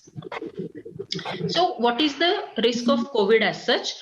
When a person denies vaccination, it is like accepting the risk of COVID and post-COVID. So what is the risk involved? So for CVT cases, risk after COVID is around 39 per million cases, whereas after vaccine, as you can see, it is less than 5 million recipients. Similarly, risk of portal vein thrombosis also there after COVID, but after Pfizer Moderna it is around 10 times less. So we are, while getting vaccines, what we are basically doing is we are reducing our risk that from the COVID. I'll suggest you to just search for this diagram, and where it has given compared many life activities in micromort. 1 micromort is risk of 1 in million. So as you can see, the risk of AstraZeneca has been shown to be similar to 1 micromort. And if I enlarge this, as you can see, many life activities are involved, like driving or walking or skiing, right? So as you can see, it is very similar to doing these activities. So the risk of vaccination has been blown because of much of misinformation. So we have to be very wary of misinformation, disinformation and malinformation. I'll just give you few tips by which you can distinguish between these. So one is consider the source from where the information has come. Always read beyond the heading, because headings could be misleading. Read between the lines also. Check the author. Only because they have given some name, it does not mean that it is an authentic author. Then find if they have given any supportive sources, and reading the supportive sources or the original research will always give you better idea. Check the date, because misinformation comes to you repeatedly. See if it is was written as a joke, or sometimes check your biases, because when you have a bias, you feel that the vaccine is not safe, you tend to trust it immediately when the misinformation comes. And always ask or discuss with the expert who have more knowledge or are reading about it or finding more research about it. So this is the way by which misinformation can be understood. I just want to mention about post-vaccination complacency, which is very dangerous for healthcare workers. Please remember, vaccines do not prevent transmission. Large loading dose, infection dose can lead to serious disease even if person is vaccinated.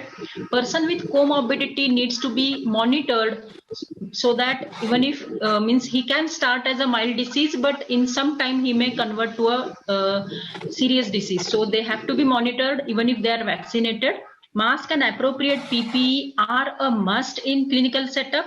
Vaccination does not give you permission to not use PPE, and it may, if there is vaccination complacency, it may increase in risk-taking behavior by healthcare workers. So what is the situation with vaccine safety? We all know adverse events after immunization are of various types. We are more concerned with the serious and coincidental events. That was the reason many serious adverse events were not directly linked to vaccination, and it took some time to identify whether they are related. So now we know that Pfizer and Moderna, mainly Pfizer, causes myocarditis, and mainly in adolescents and young adults. AstraZeneca or Covishield has been associated with TTS, mainly in younger population and mainly in females, whereas Janssen has been associated with GBS syndrome for 50-plus-year-old males. So every vaccine will have some rare event, and it is not because of the vaccine as such. It is because everybody's immune system is different. It will react to vaccines in a different way. And it is because of the immunity that these people are having some serious side effects. So what can be done? Monitoring is best. Once we know the risk, once we know which vaccine may lead to which serious side effects, only thing what we have to do is we have to educate the patient about the warning signals, red flags. We have to tell them that they have to monitor for next 2 to 8 weeks. If they get the red flags, they are immediately to report without any delay. And all these conditions, many of them are mild or self-limiting, and many of them can be treated with timely diagnosis and proper management. So this is what we have to do. So how to communicate this with vaccine hesitant people? Firstly, accept that this is a natural reaction and people are afraid because of unknown, and it is totally acceptable. So really listen. Everyone will have different concerns. So out of 5 C's, which of the reason they are having, then respond with compassion and facts, which will be truth sandwich technique, and then take action, end with respectfully with a plan. For example, they may not immediately say ki, okay, we will take the vaccine, but you can say we can discuss this afterwards, or if they are ready, let's do it next week and get you vaccinated. Some plan should be given to them. So what is truth sandwich? It is the way to tell information. Start with the truth, identify the falsehood by the name, and then again state the truth. I'll give you one example. If the person says that I'm not going to take vaccine because the side effect of vaccine are more serious than the disease itself, what you can say is the COVID-19 vaccine can cause temporary symptoms as your immune system is activated, like pain at the injection site and body aches, etc. This is a fact. Let's identify the fallacy. The effects of COVID-19 infection are not mild and temporary for millions of people, and thousands of people have died because of COVID. So again a truth, temporary discomfort following the 2 doses of vaccine resolve in a few days, and your risk of developing COVID-19 disease is greatly reduced. This is a fact. So in this way, we can deal with vaccine hesitancy in healthcare workers. So the vaccine is an additional tool to stop the devastation of COVID-19. Your networks matter. Your influence on the people around you matters. Engage with compassion, facts, and purpose. So let's deal with vaccine hesitancy with compassion, with acceptance, with understanding, with facts, with communication, and with patience. So vaccines work. The data is here. You can see that after vaccination in third wave, the death per 10 million population in UK has reduced a lot. So discuss with peers and staff and with patients. So thank you so much for patient hearing, and let me know if you have any doubts. Thank you.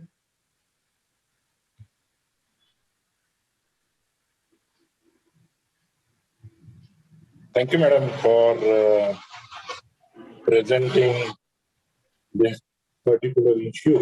I think still it is a burning issue, and still in the society there is vaccine hesitancy. I think with your efforts of social awareness and with your excellent talk, the hesitancy will reduce. Any questions? Sir, one question in chat box.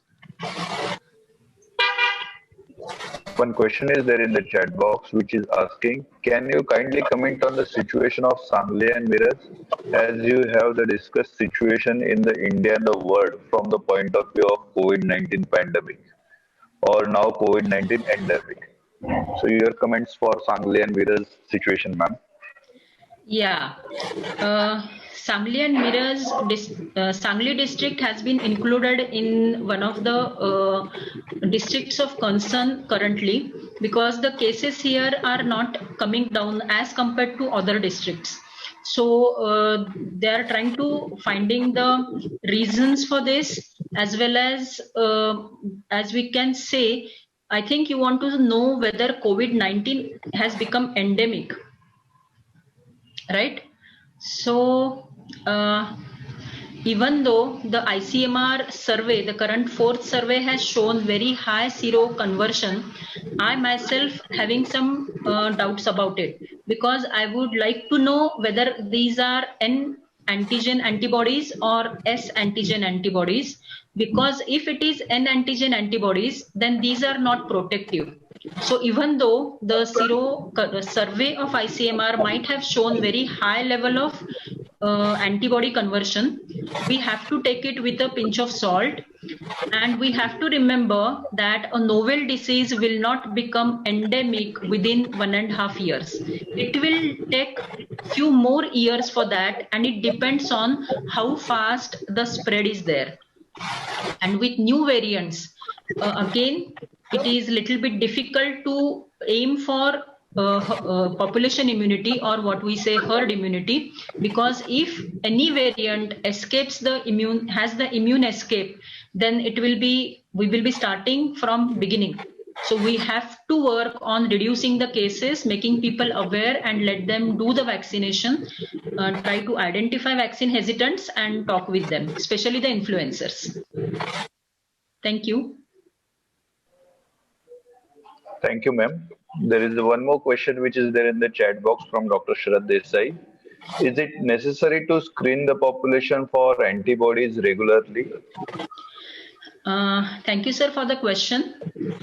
The antibodies in COVID-19, they do not show a uniform pattern. We have known people who have had COVID infection, but still they did not develop any antibodies.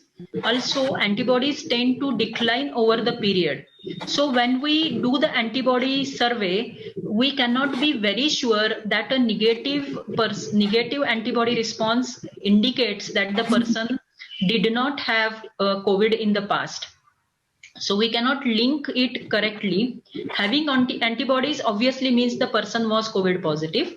But like I said, having the disease is not shown to have protective neutralizing antibodies against the S antigen specifically. So routinely doing antibodies will not help us for decision making as such. Thank you, ma'am. There is one more question which is there, from Dr. Mateen Sheikh. Advances regarding the vaccination in the children. About vaccination among children, Pfizer has completed their trial, and they are offering it in US for 12 plus children, 12 plus year old children. WHO has given a statement that vaccination in children may not be a priority. The reason being, current vaccines do not avoid the infections. They just prevent the serious disease as well as death. And we all know that till now, children are not having very high risk of serious disease as well as death. Along with that, because the children's immunity is at different stages of development, it may react differently to different vaccines. So we cannot generalize a vaccine because it is safe in adult, it will be safer in children. It may show completely different profile. So we have to do the testing. I think Covaxin is starting with the children's trials from 2 years onwards. So we have to wait for the data for vaccine safety, as well as we have to remember that even if the child is vaccinated, we have to work on transmission prevention, which won't be stopped by vaccines. So we have to work in both ways. Thank you, madam. The response from Dr. Sharad Desai is that key for your answer. That means the antibodies does not ensure the safety and protection. So the protection is more complex than just having antibodies. Very correctly said, sir, because in COVID, cell-mediated immunity as well as antibodies both are important. And antibodies, if they are neutralizing antibodies, and if they are against S antigen, especially the RBD domain of S antigen, those will be maximally protective. So because it is a complex response, we cannot we do not have a protective level yet. Protective level of antibody hasn't been identified, and that's why we are yet to decide on what should be the protective level and how to achieve that. Thank you, ma'am. There is one more question, second question from Dr. Ranjit Patil. He is asking, my second dose of Covishield vaccine was in February 2001. Do I need to get a booster dose? Regarding boosters, there are many views regarding boosters. I think Pfizer, Moderna are applying for boosters, and many wealthy countries may move ahead with boosters as such. But the thing is, we have to remember in a pandemic, we have to remember the word that no one is safe until everyone is safe.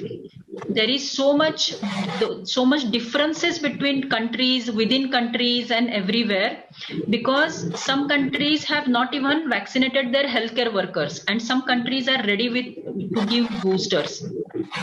So the thing is, WHO is encouraging countries to donate so that all world can come at a level. Secondly, when to give the booster, for that we do not have specific data as such. Current finding about adenovirus based vaccines like Jason or Covishield or Sputnik, the current finding from Oxford is that these may survive in lung cells, and because of that they may go on giving protection for a longer duration. So again, we have to think based on which vaccine is taken, and we have to wait for the guidelines. And even though we do not take the boosters, milder infections in future, they will act as booster for you. And obviously every one of us who is working in the field will get some infections.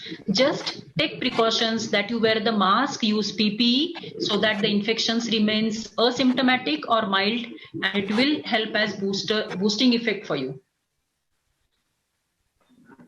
Thank you. Thank you, madam. Thank you for that answers. And there are no more questions yet.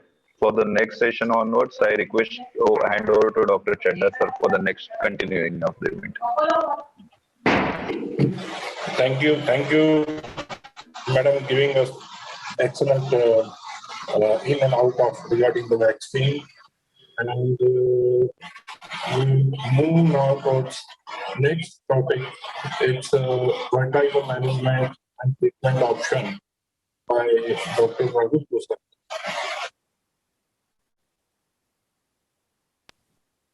Hello, good morning. Am I audible? Yes. Yes, so I'll just start my screen share.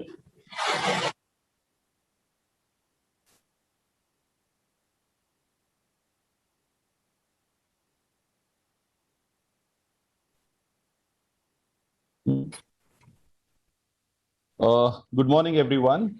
I'm Dr. Rahul Goswami. Before beginning my talk, I'd like to extend my thanks to the President of Miraj IMA, Dr. Chadda sir, and Secretary Dr. Riyaz Mujawar sir, and the entire clinical management team for giving me the opportunity to talk about vertigo today. Also, thanks to all the Johnson & Johnson people like Nilesh for giving me this opportunity. This is a quick look through my CV. I won't get into much details. This is our MCI recognized ENT PG Institute. It's a super specialty ENT setup, and we are proud to say more than 150 ENT graduates have passed out from our institute. Our institute caters to all kinds of ENT facilities. There are comprehensive facilities for middle ear surgeries, endoscopic sinus surgeries, rhinoplasty, microlarynx, thyroid parotid, and head and neck surgery, as well as audiology and hearing aid. We are proud to say that we are running some specialty clinics like allergy testing lab, a rhino lab with facility for rhinomanometry, voice clinic and speech therapy setup, sleep lab, and the newly established vertigo clinic, which will be the topic of discussion today. Just a quick detour. We have done almost more than 100 mucormycosis cases in the last 1 or 2 months, and I am very proud of my team. We have done surgeries as well as given medical management to all these patients, and extremely happy to see the outcome in the post-COVID second wave mucormycosis patients. This is our sister institute, Sri Siddhivinayak Ganpati Cancer Hospital, a 120-bedded super specialty multimodality cancer setup, the only one of its kind in this region. So without wasting any further time, I'll go straight to my talk. So what exactly is vertigo? Vertigo is the sensation of motion when no motion is occurring relative towards gravity, or it's a feeling of movement, a sensation as if the external world were revolving around the patient, or if he himself was revolving in space. A quick look through the neuroanatomy of the ear. The external ear consists of the auricle and the ear canal. The middle ear consists of the tympanic membrane and the inner ear ossicles, middle ear ossicles. But our main talk today will be about the inner ear, or it is also called as labyrinth. It consists of the cochlear part, that is the cochlea and the cochlear nerve, and the vestibular part, which consists of the semicircular canals, posterior, lateral, and superior, as well as the utricle and saccule. So I think this is the most important slide in the entire discussion. What impact does vertigo have on the patients? Firstly, it is recurrent in almost 88% of the affected individuals. So there is a big misnomer. When a patient walks into your OPD, a lot of times he thinks that the vertigo is going to go away just by taking 1 or 2 tablets.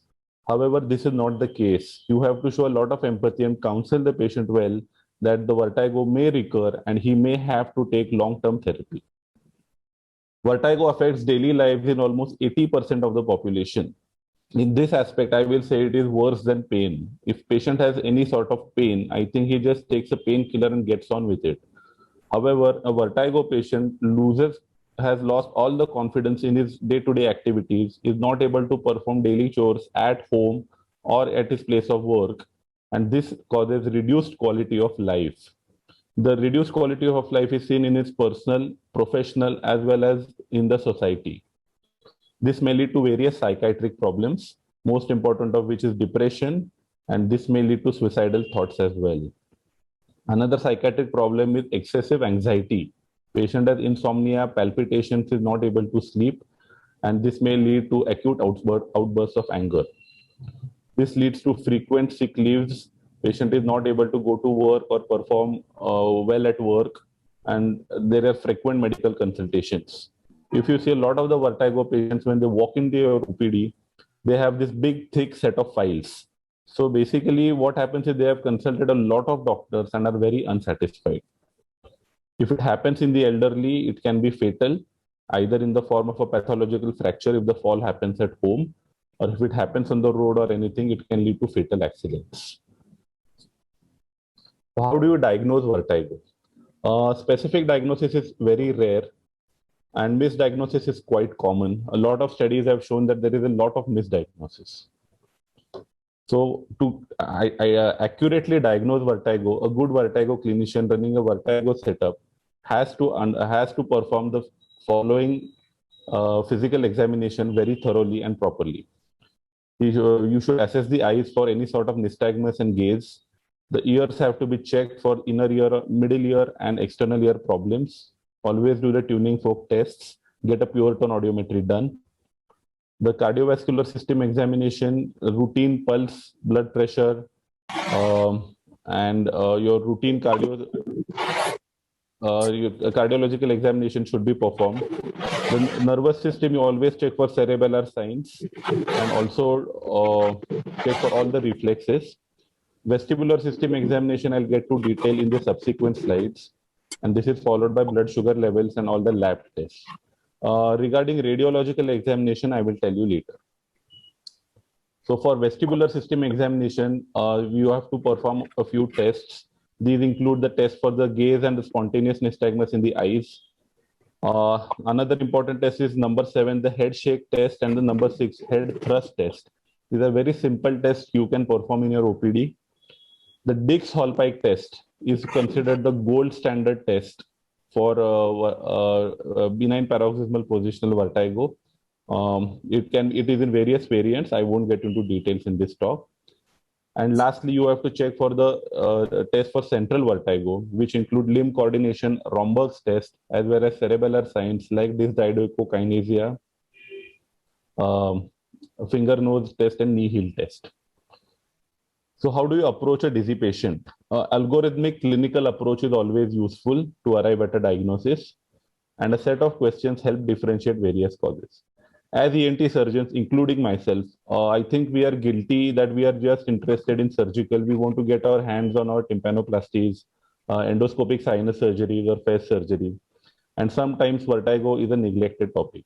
However, after working on vertigo for the last few years and starting a comprehensive vertigo clinic in our hospital setup, I've come to realize that this is also a very interesting topic.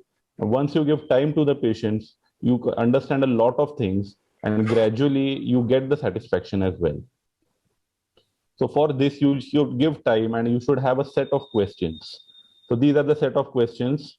Any patient that walks into our vertigo clinic, we first run through them through the set of questions, then the general examination, which I have already spoken about, and lab investigations and radiological investigations are required only in certain cases. If you want to rule out central vertigo, I will advise you to go through an MRI scan of the brain. And if you want to rule out any retrocochlear lesions, I think you should get an HRCT of the temporal bone. But first, get through this set of questions is very important. I won't talk about them, about each and every one, but I can share this set later on if required. So you have to diagnose vertigo. So you have to arrive at a differential diagnosis once you go through the history, clinical examination, and the basic tests. So the broad classification is recurrent attacks of vertigo with hearing loss and without hearing loss. The vertigo with hearing loss, the most common causes are Meniere's disease. The classical triad of symptoms for Meniere's disease is episodic vertigo, fluctuating sensory neural hearing loss, oral fullness, and tinnitus. The vertigo is transient in Meniere's disease. In autosclerosis, if you see, the vertigo may or may not be present, but the patient will have conductive hearing loss. Vestibular schwannoma or acoustic neuroma patient will have a unilateral sensory neural hearing loss and may be associated with vertigo. All the other causes are incidental. I think perilymphatic fistula is important. It can happen after stapes surgery and it may lead to acute attack of vertigo. If you go to vertigo without hearing loss, you basically, the most important cause is Bppv, that is benign paroxysmal positional vertigo. The Dix-Hallpike maneuver, which I have already spoken about, is the gold standard for diagnosing this. Any sort of brain injury or concussion can cause post-traumatic labyrinth concussion, can cause vertigo. Cervical spondylosis is again a very, very important cause, especially in middle to older age. Lot of patients with cervical spondylosis come with vertigo. Vestibular migraine is a variant of migraine, which has vertigo associated with headache. And then you have your intracranial causes as well. So the most important concern is differentiate peripheral causes from the central cause of vertigo. It is very easy to say it, but very difficult to diagnose actually. So what are the principles of management for vertigo? As I told you, empathy and reassurance is extremely important. A lot of patients have anxiety and depression. So you spend time with the patients. Again and again, I'm saying this because the patient has to be counseled really well regarding his condition, regarding his diagnosis, and the length of treatment. Vestibular rehabilitation, including exercises, will be spoken in great detail in the subsequent slides. Pharmacotherapy and surgery also pharmacotherapy constitutes a major part of the management. Surgery, I won't talk much into detail because I think it is outdated these days. So what are the commonly used medications for vertigo patients?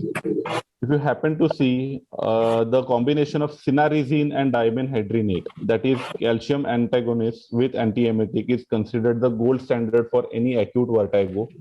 I will talk in detail about this combination. Beta-histine is also widely used. However, it is for long-term therapy. A lot of patients have anxiety, so they may require a benzodiazepine like diazepam, lorazepam, clonazepam, or alprazolam. Antiemetics like prochlorperazine are useful in associated nausea or vomiting. Metoclopramide is also helpful in vomiting. What is the unmet need of vertigo therapy? Most cases of vertigo are attributable to both peripheral and central causes. As I said, it is very difficult to distinguish them. and then that is a treatment challenge. So to meet this, I think the first fixed drug combination of cinnarizine and dimenhydrinate is the drug of choice. It consists of 20 milligram cinnarizine and 40 milligram of dimenhydrinate. What is the rationale for the combination? It has both central and peripheral mechanism of action and thus addresses the unmet need. It is most effective than their respective monotherapies. Both the drugs act synergistically, so lower dosages can be given, and there is improved clinical efficacy and fewer tablets have to be taken. So both have a different mechanism of action. Cinnarizine is basically a labyrinthine sedative. It has calcium antagonist properties, acts on the labyrinth, and also causes improved cerebral circulation. Whereas the dimenhydrinate acts on the vestibular nuclei and on the nerve. It has anticholinergic and antihistaminic properties. It acts on the nuclei and has antivertiginous properties, and sometimes it can act as an antiemetic also. One tablet 3 times a day initially I will recommend, and then gradually you can taper them off. It is not recommended in children.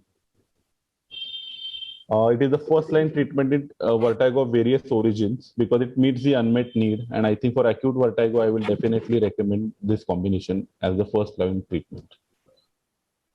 The influence is it does not prolong reaction time.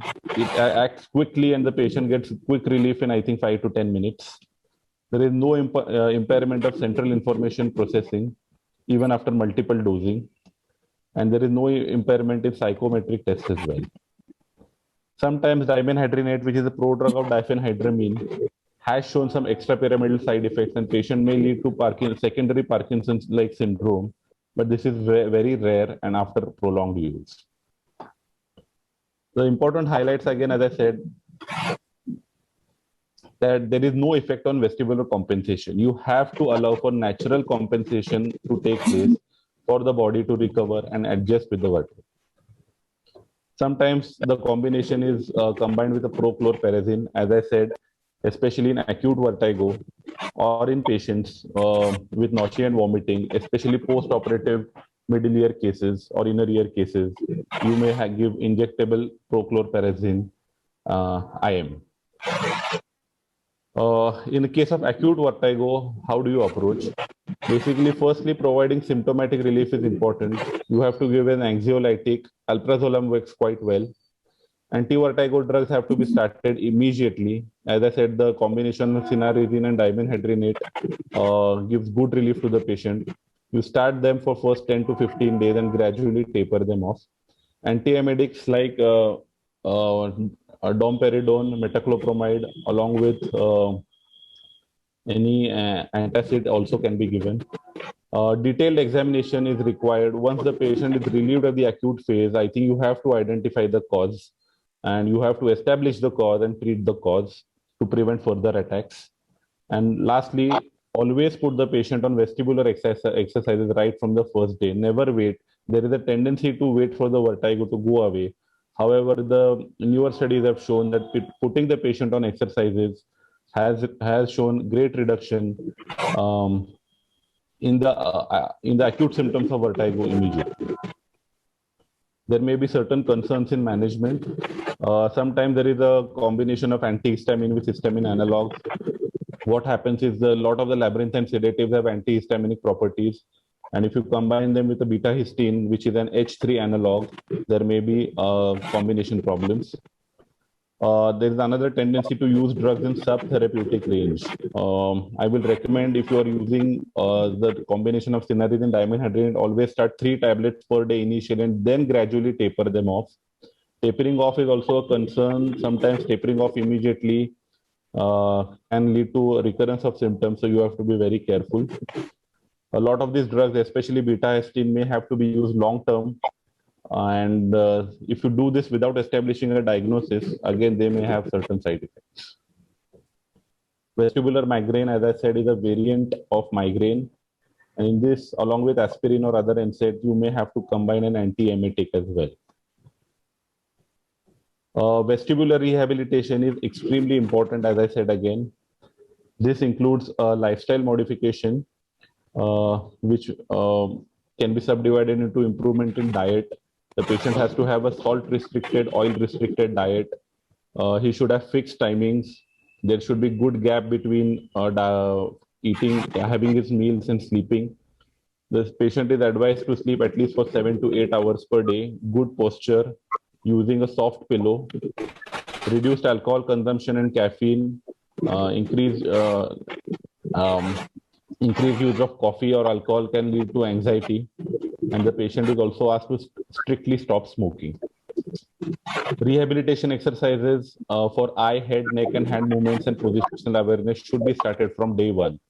In our Vertigo clinic, we give them a chart, and the patient is asked to, we ask the patient to perform those exercises right in front of us initially, and then gradually he is asked to perform them at home. Always make sure that the patient is not having cervical spondylosis while giving these exercises, because that has to be relieved first. The exercises should be started again, as I said, from day one, and then gradually they may be modified according to the patient's body build and compliance. Surgery is not a routine procedure. Earlier, surgery used to be done for Meniere's disease, which is also called as endolymphatic eye drops. The surgery name was endolymphatic sac decompression. However, I wouldn't recommend surgery in any vertigo. If there is any tumor, acoustic neuroma, then I think surgery and with a translabyrinthine approach may be required. But this is for treatment of the cause, not for the treatment of symptoms of vertigo. With this, I conclude my presentation. I thank once again to the entire team of Miraj IMA for giving me this opportunity to talk. I thank all the Johnson & Johnson people for organizing this CME. My take-home message will be, if you don't neglect vertigo, always always show empathy towards the patient, spend time to the patient, and I encourage all of you to start a full-fledged vertigo clinic so that you are able to do justice to your patients and have professional satisfaction with this as well. Thank you once again. Thank you. Thanks, Rahul, for your excellent presentation. So there was a question in chat. Yeah, there is a question.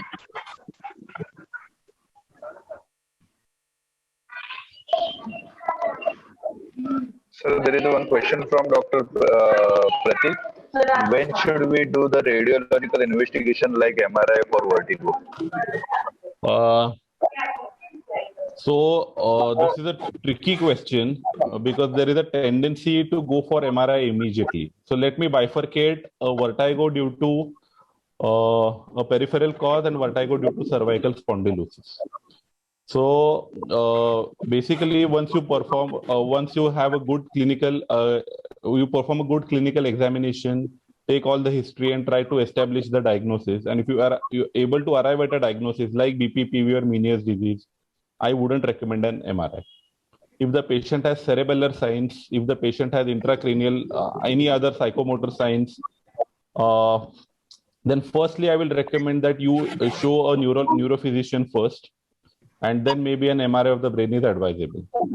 If the patient has severe cervical spondylosis, then I will advise a MRI of the cervical spine or MRI of the neck.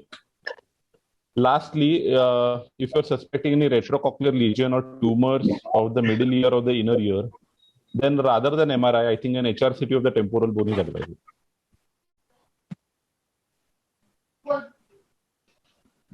Yes. Thank you, sir. Thank you for that answer. And I request the next further proceeding over to Chedda, sir. Thank you, Rahul. It's an excellent presentation about vertigo management and treatment options. If there is no more question, I think we can switch over to next topic, cardiovascular safety in pain management by Dr. Ravikant Patil.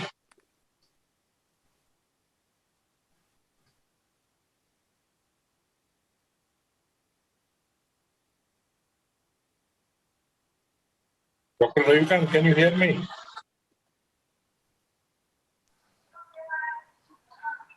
Chedda, sir, I think so. Dr. Ravikant, sir, is not available today because of his busy schedule. So over to you and to Dr. Riyad, sir. Sure.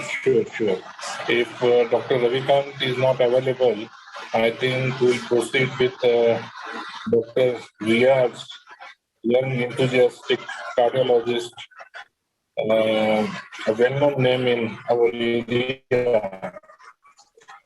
He will be presenting about cardiovascular benefit with SGLT2 inhibitors in P2DM. Go to Riyaz, Dr. Riyaz Mujawar. Riyaz, sir, the screen is visible. Just request. I think so it has gone once again. So there one question for Rahul, sir. You can just make full screen, yeah. The screen is visible perfectly, sir. Good morning, all respected my teachers, respected Dr. Chadda sir, for giving me the opportunity to speak today morning on the IMA platform for the first webinar of our IMA of this year. My topic today for presentation is a cardiovascular benefits of canagliflozin in type 2 diabetes mellitus. We know our great cardiologist Eugene Bournois, when he proposed the definition of the heart failure in 1959, that heart failure is defined as the inability of heart to pump the adequate amount of blood to reach the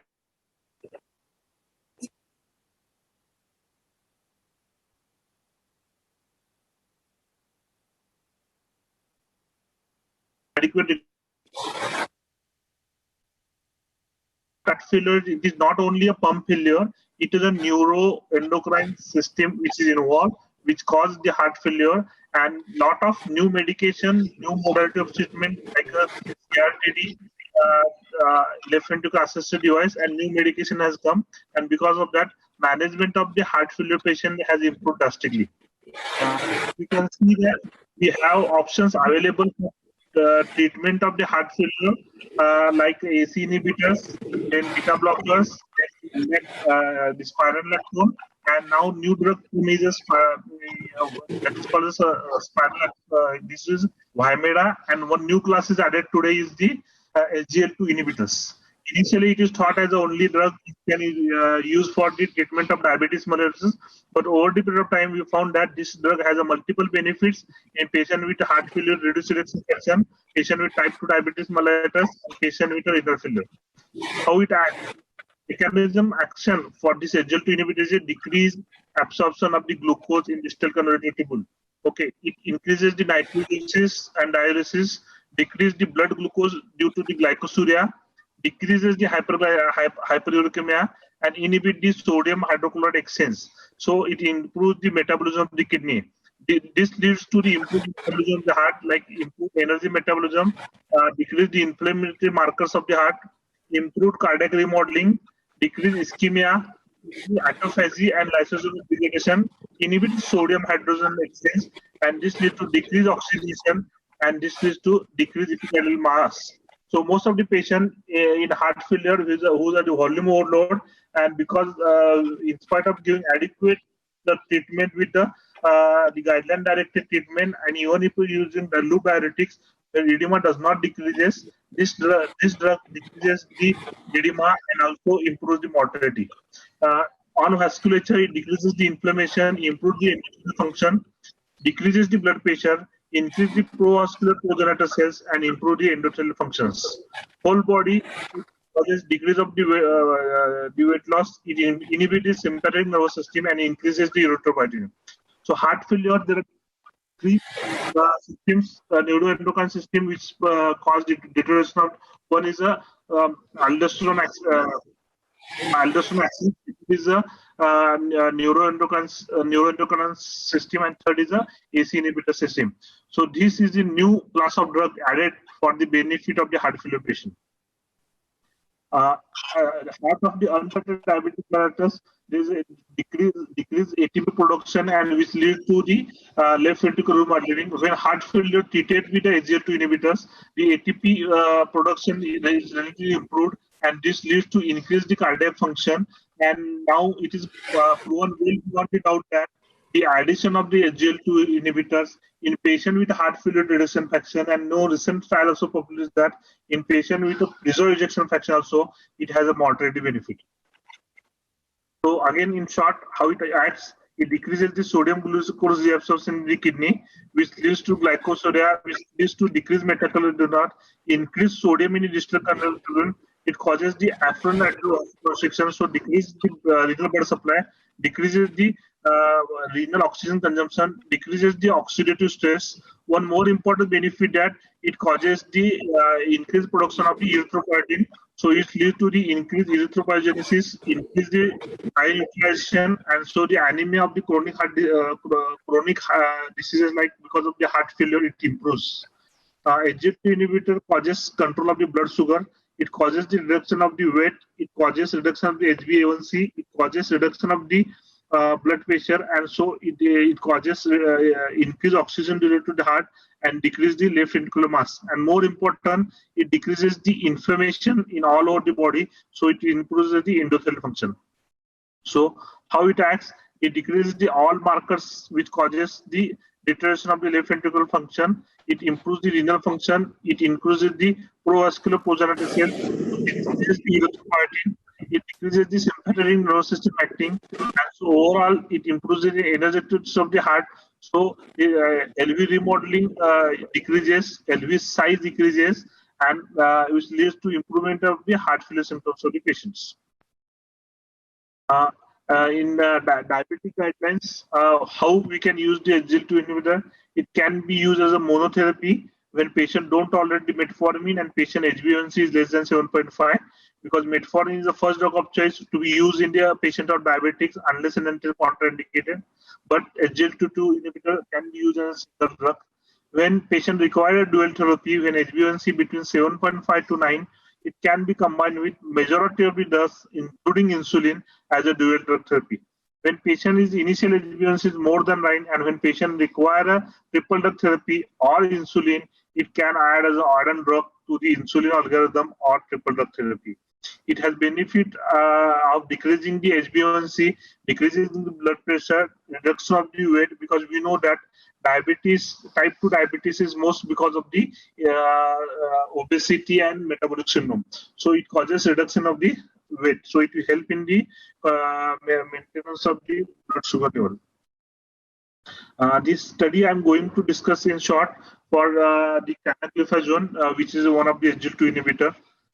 This study was designed in 2 arms. One patient received the canagliflozin 300 mg, second received the 100 mg versus the placebo.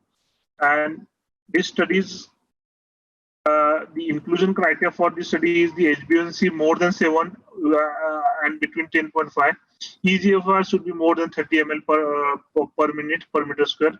Age more than 30 years with history of prior cardiovascular event, or age more than 50 years with more than 2 risk cardiovascular risk factors. The objective of this study is the primary objective is a cardiovascular death, non-fatal myocardial infarction, and non-fatal stroke. Secondary outcomes are all-cause mortality and CV death. Other factor studied is a non-fatal MI, non-fatal stroke, hospitalization for heart failure, hospitalization for heart failure and cardiovascular death, total hospitalization, albuminuria progression, albuminuria regression, renal composite, that is 40% reduction eGFR, end-stage renal disease, or R. There is a global participation for this trial. The patient included in the all parts of 30 countries, and it covers the all population, including India, China, Australia, European population, North America, and the Latin America. The number of patients studied is a canvas, and canvas R is a 4,300 and 4,000. So total more than 10,000 patients are included in the trial. So it is a large number. Okay, the total follow-up for this is a 296 weeks. So it accounts more than 6 years, and patient remaining on randomized at the end of 6 years, almost 71% of the patient they are receiving the canagliflozin at the end of the studies. The demographic disease that the mean age of the population is more than 60 years, so older patients have more complication as included in the study. Almost 35% populations are female population.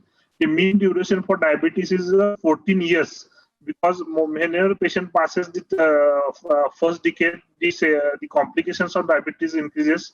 So we need to study what is the effect of the canagliflozin on the complication like cardiovascular complications, stroke, and others.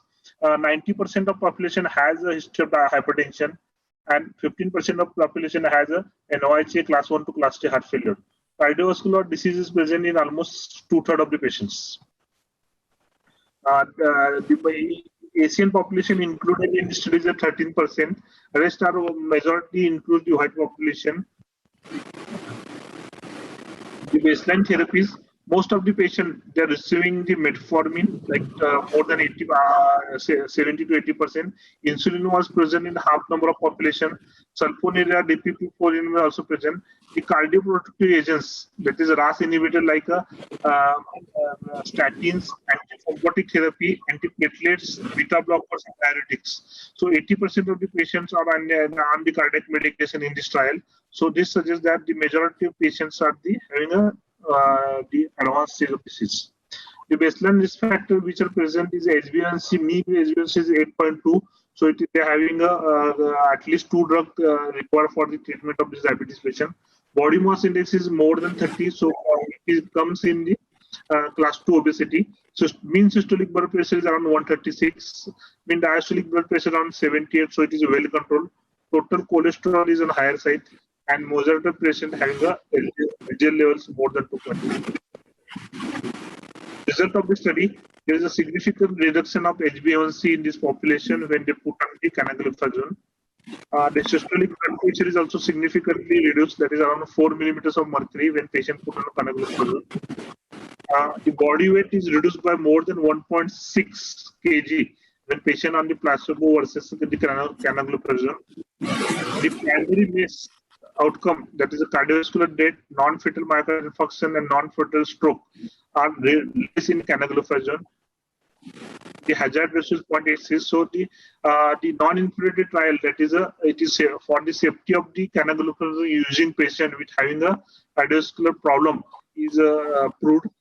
For superiority, the p-value is 1.01. So canagliflozin can be as one of the cardiovascular primary outcome is almost same, so it does not increase the mortality in cardiac patient. MI component also not increased in patient with the canagliflozin. Stroke component is also not increased in patient with the canagliflozin. So hospitalization for heart failure is 0.067. So patient on the canagliflozin, hospitalization for heart failure is decreased.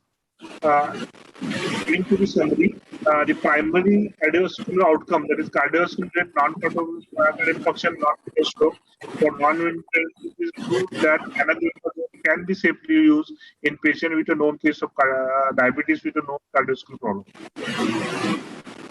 The adverse events which are studied in this study are main genital mycotic infection because the sugar is excreted in the urine. So the patient with inhibitors have increased chances of mycotic infection, increased chances of malignancy, or there's a venous thrombolism and fracture. Added during the diabetic ketoacidosis, acute pancreatitis, and amputations. All serious cardiac side effects are not much increased except the amputation in this patient. The urinary tract infection also not much increased. Hypoglycemic episodes are not significant. Volume depression, hypersensitivity reactions, and hepatic injury are not significant. Male genital mycotic infarction are not significantly higher. Venous thromboembolism also not significantly higher. Whenever it is adjusted to diabetic ketoacidosis and acute pancreatitis, that is not also significantly higher. Lower extremity amputation is found to be significantly higher in patients put on the canagliflozin. But the malignancy, renal safety as well proven in this study. So canagliflozin was used associated with a newly identified increase in the risk of amputation, possibly increase in the fracture risk, and adverse event profile otherwise consistent with the other drugs. But when it comes to real world scenario, the below knee amputation was not significantly higher in the SGLT2 inhibitor. So the safety, FDA removes the box warning about the risk of leg amputation for the diabetes medicine canagliflozin, and so it is now it is well proven that it does not increase the risk of amputation. There are various mechanisms which propose for the increase the risk of amputation because of decreased bone mineral density. There is a changes in the calcium and vitamin D metabolism, but now it is that it does not increase the amputation. What are the population studied in these studies? That type 2 diabetes mellitus is approximately 14 years, so advanced diabetes. Patient at high cardiovascular risk is included. All patients, almost 90% are hypertensive and overweight. Multiple comorbidities, more than 2 or 3 prior CV disease risk factors, and 1/3 of primary prevention. What did the trial assesses? That is a cardiovascular disease and renal protection, biomarker reduction, that is HbA1c reduction, blood pressure reduction, weight, and albuminuria.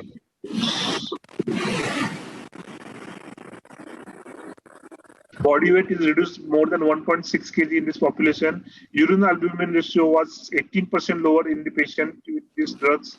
So key safety outcomes, that is cardiovascular deaths, non-fatal myocardial infarction, non-fatal strokes, are not increased in the patient on put on carnazole, so it is safely in this population. Almost 23 patients have lesser risk of MACE when put on the canagliflozin. The amputation was increased in 15 patients, out of which 5 were above ankle, 10 are 2 are metatarsal, but over the period of time, it found that it does not increase the risk of amputation. Whenever you study different drugs like canagliflozin, dapagliflozin, empagliflozin, the canagliflozin found to be a more beneficial cardiovascular benefit profile than compared to other drugs.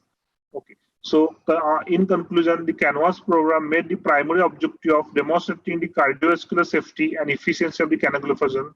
Canagliflozin use was associated with increased risk of amputation, which should be taken into consideration when prescribed decision, but risk was not seen in the real-world evidence studies, and FDA has removed the black box warning. These data suggest that the favorable benefit of risk risk profile with the canagliflozin in treatment of patients with type 2 diabetes at a high cardiovascular risk. So, whenever we treating the patients with diabetes with heart failure, preferably we can add this drug, because most of the time what happens, patient has a deranged renal function test, patient already on the multiple drug. In spite of that, patient are symptomatic or volume overload. Addition of the canagliflozin or other GLP inhibitors have helped in the significant reduction of the patient's volume overload, edema, and also it have a very good benefit in patient quality of life. So I added that whenever patient with heart failure reduces the person with diabetes mellitus come, the first choice of drug, if renal function is normal, you can add a cyclophosphamide valsartan combination. Another drug which is very helpful in management of heart failure is a beta blockers. Third drug most important to add is a spironolactone. And apart from that, if there is a volume overload, you can add a loop diuretics. And whenever patient is not controlled on these drugs, or you can add these newer canagliflozins or other inhibitors. So if you give a guideline-directed medical therapy, most of the patients who are at the class 3, class 4 breathlessness, they become a normal, and most of the patients have come out of from the list of the heart failure risk. So newer drugs has changed the modality of the heart failure patient with reduced fraction drastically, and so kindly use this drug very oftenly in the management of the patients with heart failure reduction. Only problem is with the SGLT inhibitors, the increased risk of the genital tract infections, but this risk can be explained to the patient, and we can assess at early stage any symptoms occurs, we can treat with the antifungal agents or the antibiotics. Thank you.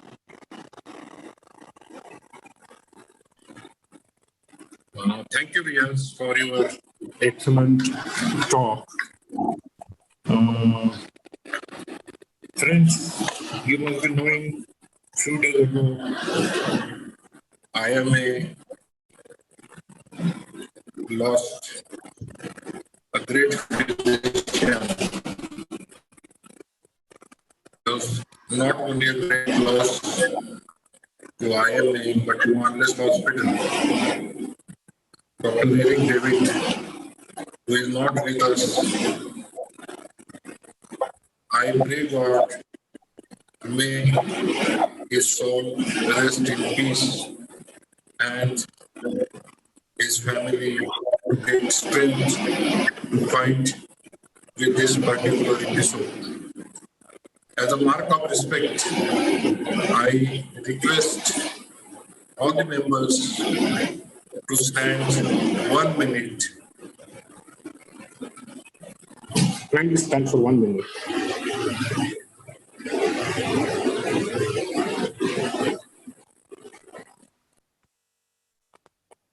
Thank you, friends. We will miss Dr. Eric. Now I hand over to Dr. Riaz, our secretary, for vote of thanks. Thank you, sir. Good afternoon, everybody. I thank Dr. Chadda, sir, for giving me the opportunity to give the vote of thanks for today's webinar. Today's webinar, the speakers, Dr. Kapil Patil, sir, leading diabetologist from Sangli, Dr. Priya Papu, madam, the associate professor, Department of PSM from Government Medical College, Miraj, Dr. National Successor, Director, Wellness Hospital, Dr. Rahul Gosavi, a leading ENT surgeon, Hospital, Miraj, and Dr. Ravikant Patil, sir, who are not able to come because of emergency, leading cardiologist affairs. Thank you all taking your time and making this webinar successful and giving academic fees to all of us. I also thanks all IMA clinical secretaries for making this event possible.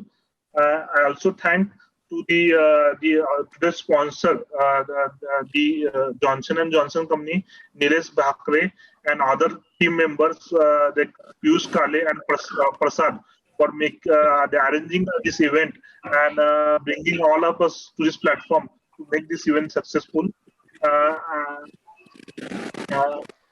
I'll be happy to having such more events in coming future, and I'll request all the IMA members to come forward and register their names for the speaker for the coming webinars, because we are planning to arrange at least one webinar or one whenever the restriction for the COVID is released, at least one clinical meeting per month of the different patches.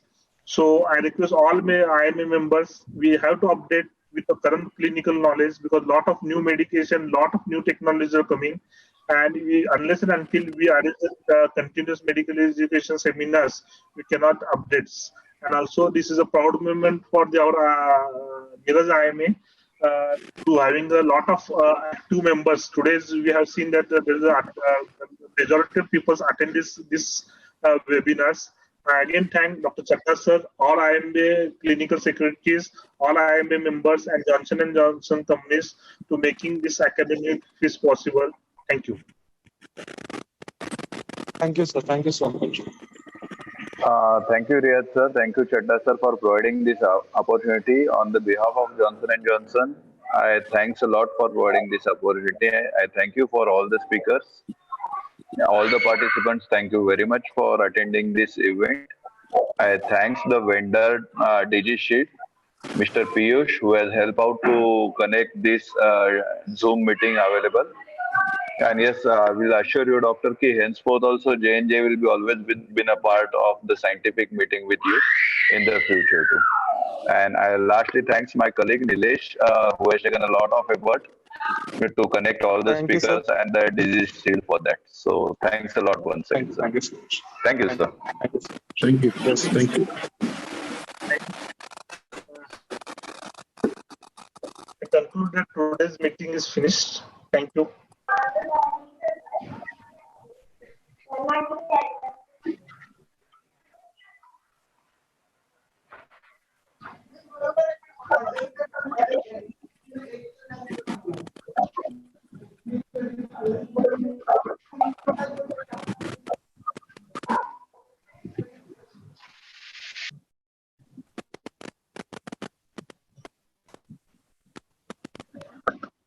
Thank you, Rahul sir. Once again, thank you, Chadda sir, and thank you, Riyad sir. Thanks a lot. Thank you. Thank you, sir. Thank you. And thank you, Piyush. Thank you. Bye. Take care.